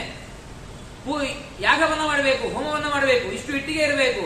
ಆ ಇಟ್ಟಿಗೆಯಲ್ಲಿ ಪ್ರತಿಯೊಂದು ಇಟ್ಟಿಗೆಯಲ್ಲಿ ಭಗವಂತನ ಆಹ್ವಾನ ಮಾಡಬೇಕು, ಭಗವಂತನ ರೂಪವನ್ನ ಚಿಂತನೆ ಮಾಡಬೇಕು ಅಂತ ಇಷ್ಟು ಉಪದೇಶವನ್ನ, ಪಾಠವನ್ನ ಆ ಯಮಧರ್ಮರಾಜ ನಚಿಕೇತನಿಗೆ ಮಾಡಿದ್ರೆ ಮಾರನೇ ದಿನ ಬಂದು ನಚಿಕೇತ ಗುರುಗಳು ಯಾವ ರೀತಿಯಾಗಿ ಹೇಳಿದ್ದಾರೋ ಅದೇ ರೀತಿಯಾಗಿ ಆ ನಚಿಕೇತ ಯಮಧರ್ಮರಾಜನಿಗೆ ಒಪ್ಪಿಸಿದ. ಇದನ್ನ ಕಂಡು ತುಂಬಾ ಸಂತೋಷವಾಗಿ, ಸಂತುಷ್ಟನಾಗಿ ಆ ಯಮಧರ್ಮರಾಜ ಹೇಳ್ತಾ ಇದ್ದಾನೆ. ತಮಬ್ರವೀತ್ ಪ್ರಿಯಮಾನೋ ಮಹಾತ್ಮ ವರಂ ತವೇಹಾದ್ಯ ದದಾನಿ ಭೂಯಃ ತವೈವ ನಾಮ್ನಾ ಭವಿತಾಯ ಮತ್ವಿಃ ಸುಖಂ ಚ ಮೇಮಾಂ ಅನೇಕ ರೂಪಾಂ ಗೃಹಾನ. ನಾನು ಮೊದಲಿಗೆ 3 ವರ ಕೊಡ್ತೀನಿ ಅಂತ ಹೇಳಿದ್ದೆ, ಆದ್ರೆ ಈಗ 3 ವರ ಅಷ್ಟೇ ಕೊಡೋದಿಲ್ಲ. ನೀನು 2ನೇ ವರವನ್ನು ಕೇಳಿದ್ದೀಯಲ್ಲ, ಅದೇ ಪ್ರಸಂಗದಲ್ಲಿ ಇನ್ನೊಂದು ವರವನ್ನು ಕೊಡ್ತಾ ಇದ್ದೇನೆ, ಅದನ್ನು ಸ್ವೀಕಾರ ಮಾಡುವಂತ ಯಮಧರ್ಮರಾಜನೇ ಹೇಳ್ತಾ ಇದ್ದಾನೆ. ಇದರಿಂದ ನಾವು ಏನ್ ತಿಳ್ಕೊಳ್ಬೇಕು ಅಂತ ಹೇಳಿದ್ರೆ, ಪ್ರತಿಯೊಂದು ಉಪನಿಷತ್ತಿನ ಪ್ರಸಂಗ ನಮ್ಮ ಜೀವನದಲ್ಲಿ ಅಳವಡಿಸಿಕೊಳ್ಬೇಕು ಅನ್ನೋದನ್ನ ಸಂದೇಶವ ಮೂಲಕ ತಿಳಿಸ್ತಾ ಇದೆ. ಏನು ಅಂತ ಹೇಳಿದ್ರೆ, ನಾವು ಮಾರನೇ ದಿನ ಹೋಗಿ ನಮ್ಮ ಗುರುವಿಗೆ ಆ ಪಾಠವನ್ನು ಒಪ್ಪಿಸಿದೀವಿ ಅಂತ ಆದ್ರೆ ಗುರುಗಳು ಸಂತೋಷವಾಗಿ ಮತ್ತೆ ಇನ್ನೂ ನಮ್ಮ ಮೇಲೆ ಪ್ರೀತಿಯನ್ನ ಅವರು ಮಾಡ್ತಾರೆ. ಅದೇ ರೀತಿಯಾಗಿ ಯಮಧರ್ಮರಾಜ ತುಂಬಾ ಪ್ರೀತಿ ಪಾತ್ರನಾದ ಆ ನಚಿಕೇತ ಈ ಯಮಧರ್ಮರಾಜನಿಗೆ ತುಂಬಾ ಪ್ರೀತಿ ಪಾತ್ರನಾದ. ಇಷ್ಟೇ ಅಲ್ಲ, ಇನ್ನೊಂದು ವರ ಕೊಡ್ತೇನೆ. ಏನು ವರ ಅಂತ ಹೇಳಿದ್ರೆ, ನಾನು ನಿಮ್ಗೇನು ಉಪದೇಶ ಮಾಡಿದ್ನಲ್ವಾ, ಆ ಅಗ್ನಿ ಅಂದ್ರೆ ಯಾಗದಲ್ಲಿರುವಂತಹ ಅಗ್ನಿ ಒಂದು ಉಪದೇಶ ಮಾಡಿದ್ನಲ್ವಾ, ಅಗ್ನಿಯಲ್ಲಿರುವಂತಹ ಪರಮಾತ್ಮ ಯಾರು ಅಂತ ತಿಳಿಸಿದೆ ಅಲ್ವಾ, ಆ ಅಗ್ನಿ ಇನ್ಮೇಲೆ ಲೋಕದಲ್ಲಿ ನಚಿಕೇತಾಗ್ನಿ ಅಂತ ಪ್ರಸಿದ್ಧ ಆಗ್ಲಿ ಅಂತ ಆ ಯಮಧರ್ಮರಾಜ ಅವನಿಗೆ ವರವನ್ನು ಕೊಟ್ಟ. ಇಷ್ಟೇ ಅಲ್ಲ, ಇದೊಂದೇ ವರವನ್ನು ಕೊಡಲಿಲ್ಲ, ಮತ್ತೇನ್ ಮಾಡ್ದ ಅಂತ ಹೇಳಿದ್ರೆ, ಒಂದು ಬಂಗಾರದ ಹಾರವನ್ನ ಆ ನಚಿಕೇತನಿಗೆ ಇದನ್ನ ಸ್ವೀಕಾರ ಮಾಡು ಅಂತ ಹೇಳಿ ಖುಷಿಯಿಂದ ಆ ಬಂಗಾರದ ಹಾರ ಮತ್ತೆ ಯಾಗದಲ್ಲಿರುವಂತಹ ಅಗ್ನಿ, ಆ ಅಗ್ನಿಗೆ ನಚಿಕೇತ ಅಗ್ನಿ ಅಂತ ಹೇಳಿ ನಿನ್ನ ಹೆಸರು, ಅದೇ ಆ ನಚಿಕೇತ ಅಗ್ನಿ ಆಗಲಿ ಅಂತ ಹೇಳಿ ಮುಂದೆ ಲೋಕದಲ್ಲಿ ಪ್ರಸಿದ್ಧಿಯಾಗಲಿ ಅಂತ ಹೇಳಿ ಆ ಯಮಧರ್ಮರಾಜ ತನ್ನ ಶಿಷ್ಯನಿಗೆ ನಚಿಕೇತನಿಗೆ ಅನುಗ್ರಹವನ್ನ ಮಾಡಿದ. ಬಂಗಾರದ ಸರವನ್ನ ಕೊಟ್ಟು ಮತ್ತೆ ಮುಂದೆ ಹೇಳ್ತಾ ಇದ್ದಾನೆ. ಇಷ್ಟೇ ಅಲ್ಲ, ತನ್ನ ಶಿಷ್ಯನಿಗೆ ಅಷ್ಟೇ ನಚಿಕೇತ ಅಗ್ನಿ ಅಂತ ಅಗ್ನಿ ಪ್ರಸಿದ್ಧ ಆಗ್ಲಿ, ಬಂಗಾರವನ್ನ ಕೊಡೋದಾಗ್ಲಿ ಇಷ್ಟೇ ಮಾಡಲಿಲ್ಲ. ಮತ್ತೇನು ಈ ನಚಿಕೇತ ಅಗ್ನಿಯನ್ನ ಯಾರು 3 ಬಾರಿ ಲೋಕದಲ್ಲಿ ಮಾಡ್ತಾರೋ, ಯಾಗವನ್ನ ಮಾಡ್ತಾರೋ ಅಂತವರಿಗೂ ಕೂಡ ಏನು ಫಲ ಅನ್ನೋದನ್ನ ಆ ಯಮಧರ್ಮರಾಜ ತಿಳಿಸ್ತಾ ಇದ್ದಾನೆ. ತ್ರಿನಾಚಿಕೇತ ತ್ರಿವಿರೇತ್ಯ ಸಂಧಿಂ ತ್ರಿಕರ್ಮ ಜನ್ಮ ಮೃತ್ಯೋ ಬ್ರಹ್ಮಜಗ್ನಂ ದೇವಮೀಢ್ಯಂ ವಿದಿತ್ವಾ ನಿಚಾಯೇಮಾಂ ಶಾತಿಮತ್ಯಂತಮೇತಿ. ಎಷ್ಟು ಆಶ್ಚರ್ಯ ಅನಿಸಬಹುದು. ಈಗಿನ ಕಾಲಮಾನದಲ್ಲಿ ಯಾರಿಗೋ ಒಂದು ನಾವು ಬಿರುದುವನ್ನು ಕೊಟ್ವಿ ಅಂತ ಆದ್ರೆ ಮಾರನೇ ದಿನ ಯಾವ ಬಿರುದು ಕೊಟ್ಟಿದ್ದೇವೆ ಅದನ್ನ ಮರ್ತೇ ಬಿಡ್ತೇವೆ. ಯಾರಿಗೋ ಒಬ್ಬರಿಗೆ ದೊಡ್ಡವರಿಗೆ, ನಮ್ಮ ಸಮಾಜದಲ್ಲಿ ಯಾರೋ ಒಬ್ಬರಿಗೆ ದೊಡ್ಡವರಿಗೆ ಯಾವುದೋ ಒಂದು ನಮ್ಮ ಸಮಾಜದಿಂದ ಅವರಿಗೆ ಒಂದು ಪ್ರಶಸ್ತಿಯನ್ನು ಕೊಟ್ವಿ ಅಂತ ಆದ್ರೆ ಕೇವಲ ಈ ದಿನಕ್ಕೆ ಮಾತ್ರ ಅದು ಸೀಮಿತ ಆಗಿರುತ್ತೆ. ಮಾರನೇ ದಿನ ಅವರು ಬಂದ್ರೆ ಅವ್ರ ಹೆಸರನ್ನೇ ಕರಿತೇವೆ ಹೊರತು ಆ ಪ್ರಶಸ್ತಿಯನ್ನ ಕೊಟ್ಟಿರ್ತೇವಲ್ವಾ ಅದನ್ನ ಕರೆಯೋದೇ ಇಲ್ಲ. ಆದ್ರೆ ಯಮಧರ್ಮರಾಜ ನೋಡಿ ಅವನು ಏನು ಮಾಡಿದ ಅಂತ ಹೇಳಿದ್ರೆ, ಅವನಿಗೆ ಆ ಶಿಷ್ಯನಿಗೆ ಒಂದು ವರವನ್ನ ಕೊಟ್ಟ. ಈ ಅಗ್ನಿ ನಿನ್ನ ಹೆಸರುಳ್ಳದ್ದು ಆಗ್ಲಿ ಲೋಕದಲ್ಲಿ ಅಂತ ಅನುಗ್ರಹ ಮಾಡಿದ. ಮಾರನೇ ಶ್ಲೋಕದಲ್ಲಿ ಹೇಳ್ತಾ ಇದ್ದಾನೆ ತ್ರಿನಾಚಿಕೇತಃ. ಅವನು ನಚಿಕೇತ ಅಂತ ಹೇಳಬಹುದಿತ್ತು, ತ್ರಿನಾಚಿಕೇತಃ ಅಂತ ಹೇಳಿ ಆ ಯಾವ ಒಂದು ವರವನ್ನು ಕೊಟ್ಟಿದ್ನಲ್ವಾ ಅದೇ ಒಂದು ಹೆಸರನ್ನ ಅವನಿಗೆ ಹೇಳ್ತಾ ಇದ್ದಾನೆ. ಅಂತಹ ಒಂದು ಅಗ್ನಿಯನ್ನ ಯಾರು 3 ಬಾರಿ ಯಾಗವನ್ನ ಮಾಡ್ತಾರೋ, ಯಾವ ಬ್ರಾಹ್ಮಣ 3 ಬಾರಿ ಯಾಗವನ್ನ ಮಾಡ್ತಾರೋ ಅವರು ಎಂಥ ಫಲ, ಕೇವಲ ಸುಖವನ್ನ ಮಾತ್ರ ಅಲ್ಲ, ಫಲ ಅಂತ ಹೇಳಿದ್ರೆ ಮೋಕ್ಷ, ಅದಕ್ಕೂ ಮಿಗಿಲಾಗಿ ಒಂದು ಮತ್ಯಾವುದು ಫಲ ಇಲ್ವೇ ಇಲ್ಲ. ಆ ಮೋಕ್ಷ ಫಲ ಎಂಬುದು ಸಿಗುತ್ತೆ. ಅಂತಹ ಒಂದು ಈ ಯಾಗವನ್ನ ಎಲ್ಲರೂ ಕೂಡ 3 ಬಾರಿ ಮಾಡಿ ನಿಮಗೂ ಕೂಡ ಮೋಕ್ಷವೆಂಬ ಫಲ ಸಿಗುತ್ತೆ ಅಂತ ಹೇಳಿ ಯಮಧರ್ಮರಾಜ ನಮಗೂ ಕೂಡ ಒಂದು ವರವನ್ನ ಕೊಟ್ಟಿದ್ದಾನೆ ಅನ್ನೋದನ್ನ ನಾವು ಈ ಉಪನಿಷತ್ತಿನಿಂದ ತಿಳಿಬಹುದು. ಇನ್ನು ಇಷ್ಟಾದ ಮೇಲೆ 2ನೇ ವರವನ್ನ ಕೊಟ್ಟ. ಮೊದಲೇ ವರ ನನ್ನ ತಂದೆ ಕೋಪ ಕಮ್ಮಿ ಆಗ್ಲಿ, ಖುಷಿಯಾಗಿಂದ ಇರಲಿ, ನಾನು ಮನೆಗೆ ಹೋದಾಗ ನನ್ನನ್ನ ಗುರುತು ಹಿಡಿಲಿ, ನನ್ನನ್ನ ಕಂಡು ಸಂತೋಷ ಪಡಲಿ ಅಂತ ಮೊದಲೇ ವರ ಕೇಳ್ದ. 2ನೇ ವರವನ್ನ ಸ್ವರ್ಗ ಬೇಕು, ಭಗವಂತನ ಲೋಕ ಬೇಕು ಅಂತ ಹೇಳಿದ್ರೆ ಒಂದು ಜ್ಯೋತಿಷ್ಠೋಮ ಯಾಗ ಮಾಡಬೇಕು. ಆ ಯಾಗ ಮಾಡಬೇಕಾದ್ರೆ ಯಾಗದಲ್ಲಿರುವಂತಹ ಪರಮಾತ್ಮ ಯಾರು, ಅಗ್ನಿನಾಮಕ ಉಳ್ಳವನು ಯಾರು ಅಂತ 2ನೇ ವರವನ್ನ ಕೇಳಿದ. ಈಗ 3ನೇ ವರವನ್ನ ಕೇಳ್ತಾ ಇದ್ದಾನೆ. 3ನೇ ವರವನ್ನ ಕೇಳಿದ ತಕ್ಷಣ ಯಮಧರ್ಮರಾಜನಿಗೆ ಗಾಬರಿ ಆಯ್ತಂತೆ. ಯಾಕೆ ಅಂತ ಹೇಳಿದ್ರೆ ಅಂತಹ ವರವನ್ನ ಯಾರು ಕೂಡ ಕೇಳೇ ಇಲ್ಲ, ಆ ವರವನ್ನ ಕೊಡ್ಲಿಕ್ಕೂ ಕೂಡ ಸಾಧ್ಯ ಇಲ್ಲ. ಅಂತಹ ಒಂದು ವರವನ್ನ ಕೇಳ್ತಾ ಇದ್ದಾನೆ. ಏನು ಅಂತ ಹೇಳಿದ್ರೆ ಮೊದಲಿಗೆ ಈ ಯಮಧರ್ಮರಾಜನೇ ಹೇಳ್ದ 2 ವರ ಆಯ್ತು, 3ನೇ ವರ ಏನು ನಿಂದು, 3ನೇ ವರ ಕೇಳು. ಆಗ್ಲೇ 2 ವರ ಆದ್ಮೇಲೆ 2 ವರ ಕೊಟ್ಟಿದ್ದಾನೆ ಯಮಧರ್ಮರಾಜ. ಒಂದು ನಿನ್ನ ಈ ನಿನ್ನ ಹೆಸರು ಏನಿದೆಯೋ ಅದೇ ಹೆಸರು ಮುಂದೆ ಪ್ರಸಿದ್ಧಿಯಾಗಿ ಈ ಅಗ್ನಿಗೆ ಅಂತೇಳಿ ಒಂದು ವರ. ಮತ್ತೆ ಬಂಗಾರದ ಹಾರವನ್ನ, ಆಗಿನ ಕಾಲದಲ್ಲಿ ಯಮಧರ್ಮರಾಜ ಬಂಗಾರದ ಹಾರವನ್ನು ಕೊಟ್ಟಿದ್ದಾನೆ ಅಂದ್ರೆ ಆ ಬಂಗಾರದ ಹಾರ ಯಾವ ರೀತಿಯಾಗಿ ಇರಬೇಕು ಅನ್ನೋದನ್ನ ಒಮ್ಮೆ ಯೋಚನೆ ಮಾಡಬೇಕು. ಅಂತಹ ಬಂಗಾರದ ಹಾರವನ್ನ ಕೊಟ್ಟಿದ್ದಾನೆ. ಮತ್ತೆ ಇಷ್ಟ ಆದ್ಮೇಲೂ ಕೂಡ ಇನ್ನು 3ನೇ ವರ ಬಾಕಿ ಇದೆ, ಆ 3ನೇ ವರವನ್ನ ಕೇಳು. ಇದರಿಂದ ಏನ್ ಗೊತ್ತಾಗುತ್ತೆ ಅಂತ ಹೇಳಿದ್ರೆ ಅವನಿಗೆ, ಆ ನಚಿಕೇತನಿಗೆ ಭಗವಂತನನ್ನ ತಿಳ್ಕೊಳ್ಬೇಕು, ಭಗವಂತನ ಸ್ವರೂಪವನ್ನ ತಿಳ್ಕೊಳ್ಬೇಕು, ಆಮೇಲೆ ನಾನು ಭಗವಂತನನ್ನ ಧ್ಯಾನ ಮಾಡಬೇಕು ಅಂತ ಆ 10 ವರ್ಷದ ಪುಟ್ಟ ಬಾಲಕನಿಗೆ ಇದೆ. ಅವನು ಒಳ್ಳೆಯ ಜ್ಞಾನಿ ಅಂತ ಇವನಿಗೆ ಯಮಧರ್ಮರಾಜನಿಗೆ ಗೊತ್ತಾಗಿದೆ. ಆದ್ರಿಂದಾಗಿ 3ನೇ ವರ ಕೇಳು ಅಂತ ಆ ಯಮಧರ್ಮರಾಜನೇ ಹೇಳ್ತಾ ಇದ್ದಾನೆ. ಆಗ ಆಯ್ತು ಅಂತ ಹೇಳಿ ಈ ನಚಿಕೇತ ಆ 3ನೇ ವರವನ್ನ ಕೇಳ್ತಾ ಇದ್ದಾನೆ. ಏನು ಅಂತ ಹೇಳಿದ್ರೆ ಏಜಂ ಪ್ರೇತೆ ವಿಜಿಕಿತ್ಸಾ ಮನುಷ್ಯೇ ಅಸ್ತೀತ್ಯೇಕೆ ನಾಯಮಸ್ತೀತಿ ಚೈಕೆ ಏತದ್ವಿದ್ಯಾ ಮನುಶಿಷ್ಟ ಸ್ವಯಾಹಂ ವರಾನಮೇಷ ವೃತಸ್ತೃತೀಯ. 3ನೇ ವರವನ್ನ ಕೇಳ್ತಾ ಇದ್ದಾನೆ. ಏನು ಅಂತ ಹೇಳಿದ್ರೆ ಈಗ ಮುಕ್ತರು ಅಂತ ಹೇಳಿದೆ. ಯಾರು ಮುಕ್ತರು ಯಾರು ಅಂತ ಹೇಳಿದ್ರೆ ನಾವೆಲ್ಲರೂ ಕೂಡ ಜೀವರು. ಯಾವಾಗ ನಾವು ಮುಕ್ತರು ಆಗ್ತೇವೆ ಅಂತ ಹೇಳಿದ್ರೆ ನಮಗೆ ಯಾವಾಗ ಮೋಕ್ಷ ಸಿಗುತ್ತಲ್ವಾ ಆವಾಗ ನಾವು ಮುಕ್ತರು. ಮೋಕ್ಷದ ಸಿಕ್ಕು ಮೋಕ್ಷದಲ್ಲಿ ನಾವು ಆನಂದವನ್ನ ಅನುಭವಿಸುವಾಗ ನಾವು ಮುಕ್ತರಾಗ್ತೇವೆ. ಅಂತಹ ಮುಕ್ತ ಮನುಷ್ಯರಿಗೆ, ಮುಕ್ತ ಜೀವಿಗಳಿಗೆ ಭಗವಂತ ನಿಯಾಮಕನಾಗಿದ್ದಾನೆ ಅಂತ ಕೆಲವರು ಹೇಳ್ತಾರೆ. ಅಂದ್ರೆ ಇವಾಗ ಎಲ್ರಿಗೂ ಕೂಡ, ನಮಗೆಲ್ರಿಗೂ ಕೂಡ ಯಾರು ನಿಯಾಮಕ? ನಾವು ಈಗ ಮಾತಾಡ್ತಿದ್ದೇವೆ, ನೀವು ಕೇಳ್ತಿದ್ದೀರಿ, ನಾವೆಲ್ಲರೂ ಕೂಡ ಇಲ್ಲಿ ಕುಳಿತಿದ್ದೇವೆ ಅಂತ ಹೇಳಿದ್ರೆ ಅವೆಲ್ಲವೂ ಕೂಡ ಭಗವಂತನಿಂದ ಮಾತ್ರ ಮಾಡ್ಲಿಕ್ಕೆ ಸಾಧ್ಯ. ಅದರಿಂದಾಗಿ ನಮಗೆಲ್ರಿಗೂ ಯಾರು ನಿಯಾಮಕ ಅಂತ ಹೇಳಿದ್ರೆ ಭಗವಂತ ನಿಯಾಮಕ. ಎಲ್ಲಾ ಜೀವಿಗಳಿಗೆ ಭಗವಂತ ನಿಯಾಮಕ. ಆದ್ರೆ ಮುಕ್ತರಿಗೆ, ಮೋಕ್ಷದಲ್ಲಿರುವಂತವರಿಗೆ ಭಗವಂತ ನಿಯಾಮಕನಾಗಿದ್ದಾನೆ ಅಂತ ಕೆಲವರು ಹೇಳ್ತಾರೆ. ಮೋಕ್ಷದಲ್ಲಿರುವವರಿಗೆ ಭಗವಂತ ನಿಯಾಮಕನಾಗಿದ್ದಾನೆ ಅಂತ ಕೆಲವರು ಹೇಳ್ತಾರೆ. ಇನ್ನೂ ಕೆಲವರು ಏನು ಹೇಳ್ತಾರೆ? ಮೋಕ್ಷದಲ್ಲಿರುವಂತಹ ಮುಕ್ತರಿಗೆ, ಜೀವರಿಗೆ ಭಗವಂತ ನಿಯಾಮಕನಾಗಿಲ್ಲ. ಕೆಲವೊಬ್ಬರು ಭಗವಂತ ನಿಯಾಮಕ ಅಂತ ಹೇಳ್ತಾರೆ, ಇನ್ನು ಕೆಲವರು ಭಗವಂತ ನಿಯಾಮಕನಲ್ಲ ಅಂತ ಹೇಳ್ತಾರೆ. ಅದರಿಂದಾಗಿ ಮೋಕ್ಷದಲ್ಲಿರುವಂತಹ ಜೀವರಿಗೆ ಭಗವಂತ ನಿಯಾಮಕನೋ ಅಲ್ವೋ? ಆಯ್ತು, ಭಗವಂತ ನಿಯಾಮಕನಾಗಿದ್ದಾನೆ ಅಂತ ಹೇಳಿದ್ರೆ ಆ ಭಗವಂತ ಯಾರು? ಆ ಭಗವಂತನ ಸ್ವರೂಪವನ್ನ ನನಗೆ ತಿಳಿಸು ಅಂತ ನಚಿಕೇತ ಕೇಳ್ತಾ ಇದ್ದಾನೆ. 10 ವರ್ಷದ ಪುಟ್ಟ ಬಾಲಕ. ಆ ಪುಟ್ಟ ಬಾಲಕ ಮುಕ್ತರಲ್ಲಿ, ಮೋಕ್ಷದಲ್ಲಿರುವಂತಹ ಜೀವರಿಗೆ ಭಗವಂತ ನಿಯಾಮಕ ಅಲ್ವೋ? ಹೌದು. ಹೌದು ಅಂತ ಆದ್ರೆ ಆ ಭಗವಂತ ಯಾರು? ಅವನ ಸ್ವರೂಪ ಏನು? ಅದನ್ನ ತಿಳಿಸು ಅಂತ 3ನೇ ವರವನ್ನ ಕೇಳಿದ. ಈ ರೀತಿಯಾಗಿ 3ನೇ ವರವನ್ನ ಕೇಳಿದ ತಕ್ಷಣ ಈ ಯಮಧರ್ಮರಾಜನಿಗೆ ಗಾಬರಿ ಆಯಿತು. ಯಾಕೆ ಅಂತ ಹೇಳಿದ್ರೆ, ಆ ಯಮಧರ್ಮ ಅಂದ್ರೆ ಇಲ್ಲಿ ಮುಕ್ತರು ಅಂತ ಹೇಳಿ ಭಾಷ್ಯದಲ್ಲಿ ನಮ್ಮ ಕುಲಗುರುಗಳು ಮಧ್ವಾಚಾರ್ಯರು ಹೇಳಿದ್ರು. ಮುಕ್ತ ಪ್ರೇತೆ ಮುಕ್ತೇ ಮನುಷ್ಯೇ ಅಂತ ಹೇಳಿದ್ರು. ಯಾಕೆ ಇಲ್ಲಿ ಮುಕ್ತರು ಅಂತ ಯಾಕೆ ಪದವನ್ನ ಬಳಸಿದ್ದು ಅಂತ ಹೇಳಿದ್ರೆ ಅದನ್ನ ತಿಳಿಸ್ತಾ ಇದ್ದಾರೆ.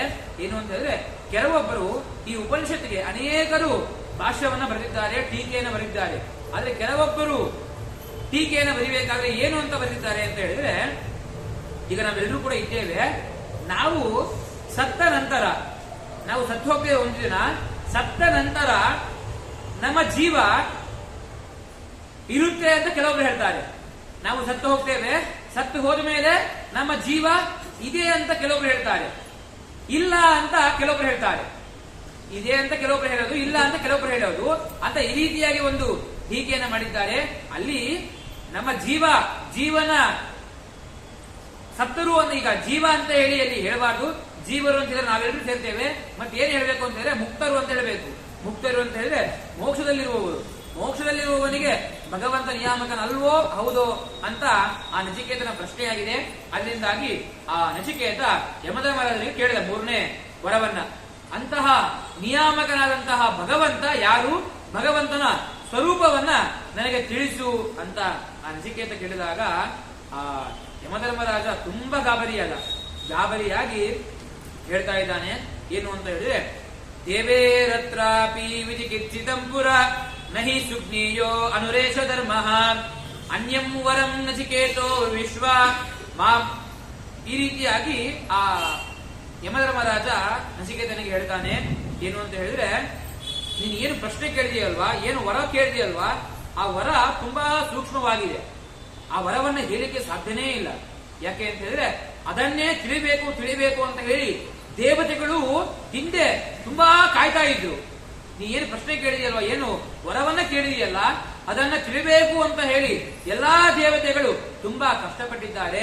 ಅದರಿಂದಾಗಿ ಅಂತಹ ದೇವತೆಗಳೇ ಅದನ್ನ ತಿಳ್ಕೊಳ್ಬೇಕು ಅಂತ, ಅಂತಹ ಭಗವಂತನ ಸ್ವರೂಪವನ್ನ ತಿಳ್ಕೊಳ್ಬೇಕು ಅಂತ ಕಷ್ಟಪಟ್ಟಿದ್ದಾರೆ. ಅದರಿಂದಾಗಿ ಈ ವರವನ್ನ ನನ್ನಿಂದ ಕೊಡ್ಲಿಕ್ಕೆ ಸಾಧ್ಯ ಇಲ್ಲ. ಇದನ್ನ ಬಿಟ್ಟು ಬೇರೆ ಯಾವುದಾದ್ರೂ ಒಂದು ವರ ಇದ್ರೆ ಕೇಳು, ಈ ವರವನ್ನ ನಾನು ಖಂಡಿತವಾಗ್ಲೂ ಕೂಡ ಕೊಡೋದೇ ಇಲ್ಲ ಅಂತ ಹೇಳಿ ಆ ಯಮಧರ್ಮರಾಜ ನಚಿಕೇತನಿಗೆ ಹೇಳ್ತಾನೆ.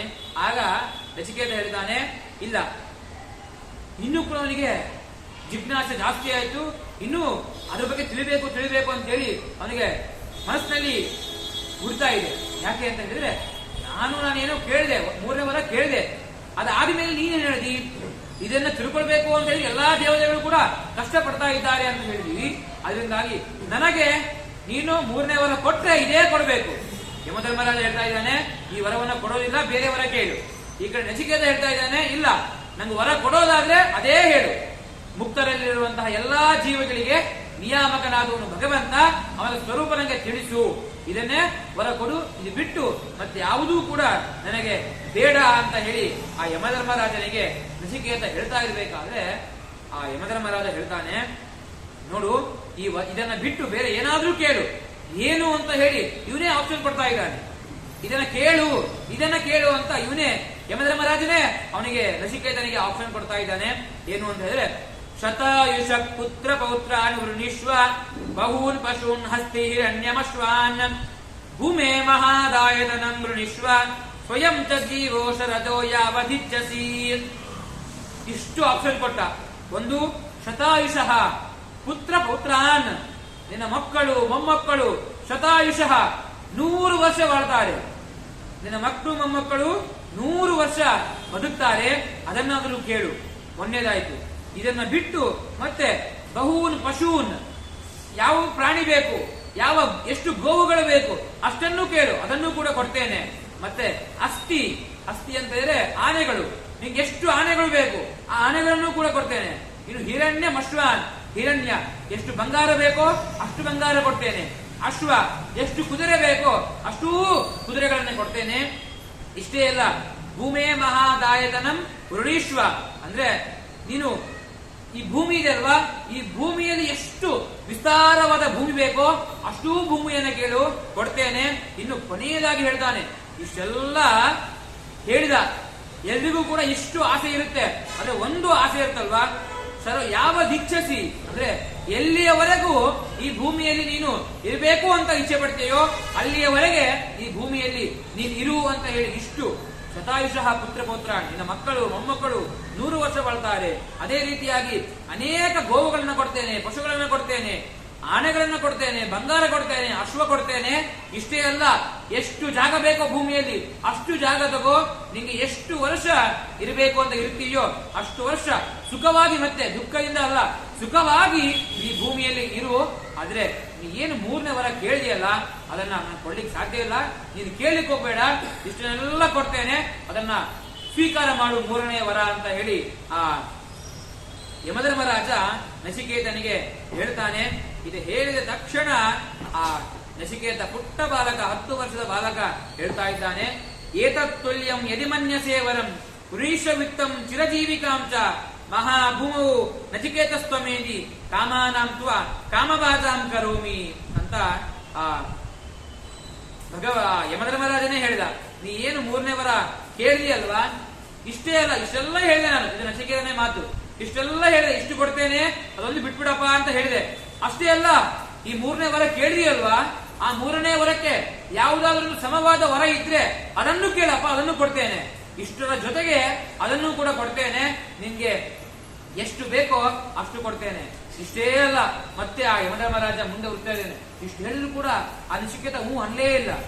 ಒಂದ್ ವೇಳೆ ಆ ನಚಿಕೇತನ ಜಾಗದಲ್ಲಿ ನಾವು ಇದ್ವಿ ಅಂತ ಆದ್ರೆ ಮೊದ್ಲಿಗೆ ಶತಾಯುಷಃ ಪುತ್ರ ಪೌತ್ರಾನ್ ಇಷ್ಟೇ ಹೇಳಿದ ಯಮಧರ್ಮರಾಜ, ನಿನ್ನ ಮಕ್ಕಳು ಮೊಮ್ಮಕ್ಕಳು 100 ವರ್ಷ ಬಾಳಿ ಅಂತ ಅಷ್ಟೇ ಹೇಳಿದ, ಆಯ್ತಾಯ್ತು ಹೂ ಅಂದ್ಬಿಡ್ತಿದ್ವಿ ನಾವು. ಆದ್ರೆ ಆ ಯಮಧರ್ಮರಾಜ ಇಷ್ಟು ಹೇಳಿ ಆಮೇಲೆ ಅನೇಕ ಗೋವುಗಳನ್ನ, ಆನೆಗಳನ್ನ, ಕುದುರೆಗಳನ್ನ ಎಷ್ಟು ಜಾಗ ಬೇಕೋ ಅಷ್ಟು ಕೊಡ್ತೇನೆ ಅಂತ ಹೇಳಿದ್ರು ಕೂಡ ಒಂದೂ ಮಾತು ಬೇಕು ಅಂತ ಹೇಳಿಲ್ಲ, ಹೂ ಅಂತ ಗೋಣು ಕೂಡ ಅವನು ಅಲಗಾಡಿಸ್ತಿಲ್ಲ.